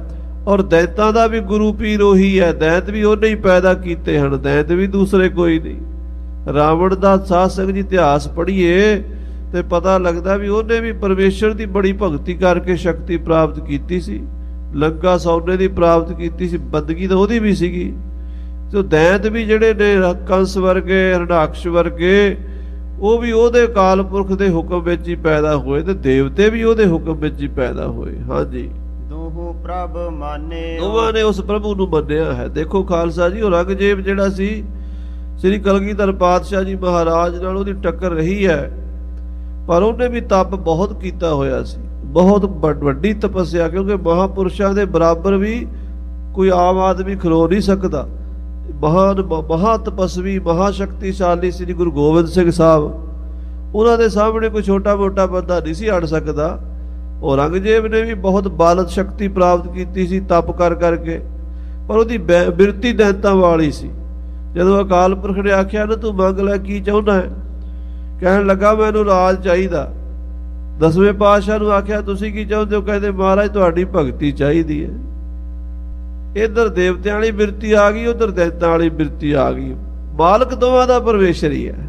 ਆਖੋ ਸਤਿਨਾਮ ਸ੍ਰੀ ਵਾਹਿਗੁਰੂ। ਦੋਹਾਂ ਸਿਰਿਆਂ ਕਾ ਆਪ ਸੁਆਮੀ, ਖੇਲਾ ਬਿਗਸੈ ਅੰਤਰਜਾਮੀ, ਜੋ ਭਾਵੈ ਸੋ ਕਾਰ ਕਰਾਵੈ, ਨਾਨਕ ਦ੍ਰਿਸ਼ਟੀ ਅਵਰ ਨਾਵੈ। ਹਾਂਜੀ, ਚਿਤ ਅਗਿਆਨ ਸੁਜਾਨ ਸੁਯੰ ਭਵ, ਮਹਾਰਾਜ ਸਾਡੇ ਸਾਰਿਆਂ ਦੇ ਚਿੱਤ ਨੂੰ ਸੰਬੋਧਨ ਕਰਨ ਲਈ ਆਪਣੇ ਚਿੱਤ ਨੂੰ ਸੰਬੋਧਨ ਕਰਦੇ ਹਨ। ਜਿਵੇਂ ਗੁਰੂ ਤੇਗ ਬਹਾਦਰ ਸਾਹਿਬ ਦੀ ਬਾਣੀ ਚਾਹੁੰਦਾ ਨਾ, ਮਨ ਰੇ ਪ੍ਰਭ ਕੀ ਸ਼ਰਨ ਵਿਚਾਰੋ, ਆਪਣੇ ਮਨ ਨੂੰ ਕਿਹਾ ਹੈ। ਇਹਦਾ ਦਸਵੇਂ ਪਾਤਸ਼ਾਹ ਵੀ ਆਪਣੇ ਮਨ ਨੂੰ ਕਹਿ ਕੇ ਸਾਡੇ ਮਨ ਨੂੰ ਸਮਝਾਉਂਦੇ ਆ। ਚਿੱਤ ਅਗਿਆਨ, ਹੇ ਅਗਿਆਨੀ ਚਿੱਤ, ਹੇ ਅਗਿਆਨੀ ਮਨ, ਹੇ ਮੇਰੇ ਮੂਰਖ ਮਨ, ਮਨ ਮੂਰਖ ਅਜਹੂ ਨਹੀਂ ਸਮਝਤ ਸਿੱਖ ਦਾ ਹਾਰਿਓ ਨੀਤ। ਗੁਰੂ ਤੇਗ ਬਹਾਦਰ ਸਾਹਿਬ ਦੇ ਬਚਨ ਨੇ। ਚਿੱਤ ਅਗਿਆਨ ਸੋ ਜਾਨ ਸੋ ਅੰਭਵ। हे ਅਗਿਆਨੀ ਚਿੱਤ ਤੋਂ ਉਸ ਵਾਹਿਗੁਰੂ ਪਰਮਾਤਮਾ ਨੂੰ ਜਾਣ ਜਿਹੜਾ ਆਪਣੇ ਆਪ ਤੋਂ ਪੈਦਾ ਹੋਇਆ। ਬਾਕੀ ਦੇ ਸਾਰੇ ਦੂਜਿਆਂ ਦੁਆਰਾ ਪੈਦਾ ਹੋਏ ਨੇ। ਕੋਈ ਵੀ ਬੰਦਾ, ਕੋਈ ਵੀ ਰਾਜਾ, ਕੋਈ ਵੀ ਮਹਾਰਾਜਾ, ਕੋਈ ਵੀ ਵਿਦਵਾਨ, ਕੋਈ ਵੀ ਸੋਹਣਾ, ਕੋਈ ਵੀ ਅਮੀਰ, ਕੋਈ ਵੀ ਤਾਕਤਵਰ ਬੰਦਾ ਆਪਣੇ ਆਪ ਨਹੀਂ ਪੈਦਾ ਹੋਇਆ। ਮਾਂ ਬਾਪ ਨੇ ਪੈਦਾ ਕੀਤੇ ਨੇ, ਪਰ ਪਰਮਾਤਮਾ ਦੀ ਨਾ ਕੋਈ ਮਾਂ ਹੈ ਨਾ ਬਾਪ ਹੈ। ਥਾਪਿਆ ਨਾ ਜਾਏ ਕੀਤਾ ਨਾ ਹੋਏ, ਆਪੇ ਆਪ ਨਿਰੰਜਨ ਸੋਏ। ਆਪਣੇ ਆਪ ਤੋਂ ਪੈਦਾ ਹੋਇਆ ਹੈ। ਹਾਂਜੀ। ਕੌਣ ਕੀ ਕਾਨ ਨਿਦਾਨ ਭੁਲਾਨਿਓ। ਇਹ ਨਿਦਾਨ ਕਹਿੰਦੇ ਬੇਸਮਝ ਨੂੰ। हे ਬੇਸਮਝ ਜੀਵ, ਤੂੰ ਕਿਸ ਬੰਦੇ ਦੀ ਕਾਣ ਕਨੌੜ ਲੋਕਾਂ ਦੀ ਪਰਵਾਹ ਦੇ ਵਿੱਚ ਭੁੱਲਿਆ ਫਿਰਦਾ ਹੈ। ਆਪਾਂ ਲੋਕਾਂ ਦੀ ਤੇ ਪਰਵਾਹ ਕਰਦੇ ਆ, ਰੱਬ ਦੀ ਨਹੀਂ ਕਰਦੇ। ਬੰਦੇ ਤੋਂ ਡਰਦੇ ਆ, ਰੱਬ ਤੋਂ ਨਹੀਂ ਡਰਦੇ। ਦਸਵੇਂ ਪਾਤਸ਼ਾਹ ਕਹਿੰਦੇ ਰੱਬ ਤੋਂ ਡਰਨਾ ਚਾਹੀਦਾ, ਬੰਦੇ ਤੋਂ ਕਾਹਦਾ ਡਰਨਾ। ਬੰਦੇ ਦੀ ਕਾਹਦੀ ਕਾਣ ਕਨੌੜ। ਕਲਗੀਧਰ ਪਿਤਾ ਜੀ ਮਹਾਰਾਜ ਔਰੰਗਜ਼ੇਬ ਨੂੰ ਜ਼ਫਰਨਾਮਾ ਲਿਖਦੇ ਨੇ। ਔਰੰਗਜ਼ੇਬ, ਮੈਂ ਅਕਾਲ ਪੁਰਖ ਵਾਹਿਗੁਰੂ ਦੇ ਓਟ ਆਸਰੇ ਤੇ ਆ, ਮੈਨੂੰ ਤੇਰੀ ਪਰਵਾਹ ਨਹੀਂ ਹੈ। ਜਿਹਨੂੰ ਰੱਬ ਦਾ ਭਰੋਸਾ ਹੈ ਉਹਨੂੰ ਬੰਦੇ ਦਾ ਡਰ ਨਹੀਂ ਹੁੰਦਾ। ਜਿਹੜਾ ਬੰਦੇ ਤੋਂ ਡਰਦਾ ਹੈ ਉਹਨੂੰ ਫਿਰ ਰੋਜ਼ ਹਰ ਇੱਕ ਤੋਂ ਡਰਨਾ ਪੈਂਦਾ ਹੈ। ਸੋ ਸਤਿਗੁਰੂ ਜੀ ਨੇ ਇਹ ਬਚਨ ਸਾਨੂੰ ਦ੍ਰਿੜ ਕਰਾਇਆ ਕਿ ਇੱਕ ਅਕਾਲ ਪੁਰਖ ਦਾ ਭੈ ਮੰਨੀਏ, ਹੋਰ ਕਿਸੇ ਦਾ ਭੈ ਨਾ ਮੰਨੀਏ। ਉਹਦਾ ਨਾਮ ਜਪੀਏ ਤੇ ਸਾਰਿਆਂ ਵਿੱਚ ਉਹਦੀ ਜੋਤ ਜਾਣ ਕੇ ਸਤਿਕਾਰ ਸਾਰਿਆਂ ਦਾ ਕਰੀਏ। ਇਹ ਜੁਗਤੀ ਕਲਗੀਧਰ ਜੀ ਨੇ ਦੱਸੀ ਹੈ। ਸੋ ਸਮੇਂ ਦੇ ਲਿਹਾਜ਼ ਨਾਲ ਸਮਾਪਤੀ ਹੈ ਜੀ। ਆਓ ਮਹਾਰਾਜ ਸੱਚੇ ਪਾਤਸ਼ਾਹ ਦੀਆਂ ਅਖੀਰਲੀਆਂ ਪੰਕਤੀਆਂ ਸਰਵਣ ਕਰੀਏ। ਲੋਕ ਲੋਕ ਦੇਸਾ ਬੇਦੇਸਾ ਯਾਰ ਦੇਵ ਅਦੇਵ ਦੁਹੁ ਬ੍ਰਹਮ ਮਾਨਿਓ। ਚਿਤ ਅਗਿਆਨ ਸੋ ਜਾਨ ਸੋ ਅੰਭਵ। ਕੌਣ ਕੀ ਕਾਨ ਨਿਦਾਨ ਭੁਲਾਨਿਓ। ਵਾਹਿਗੁਰੂ ਜੀ ਕਾ ਖਾਲਸਾ, ਵਾਹਿਗੁਰੂ ਜੀ ਕੀ ਫਤਿਹ।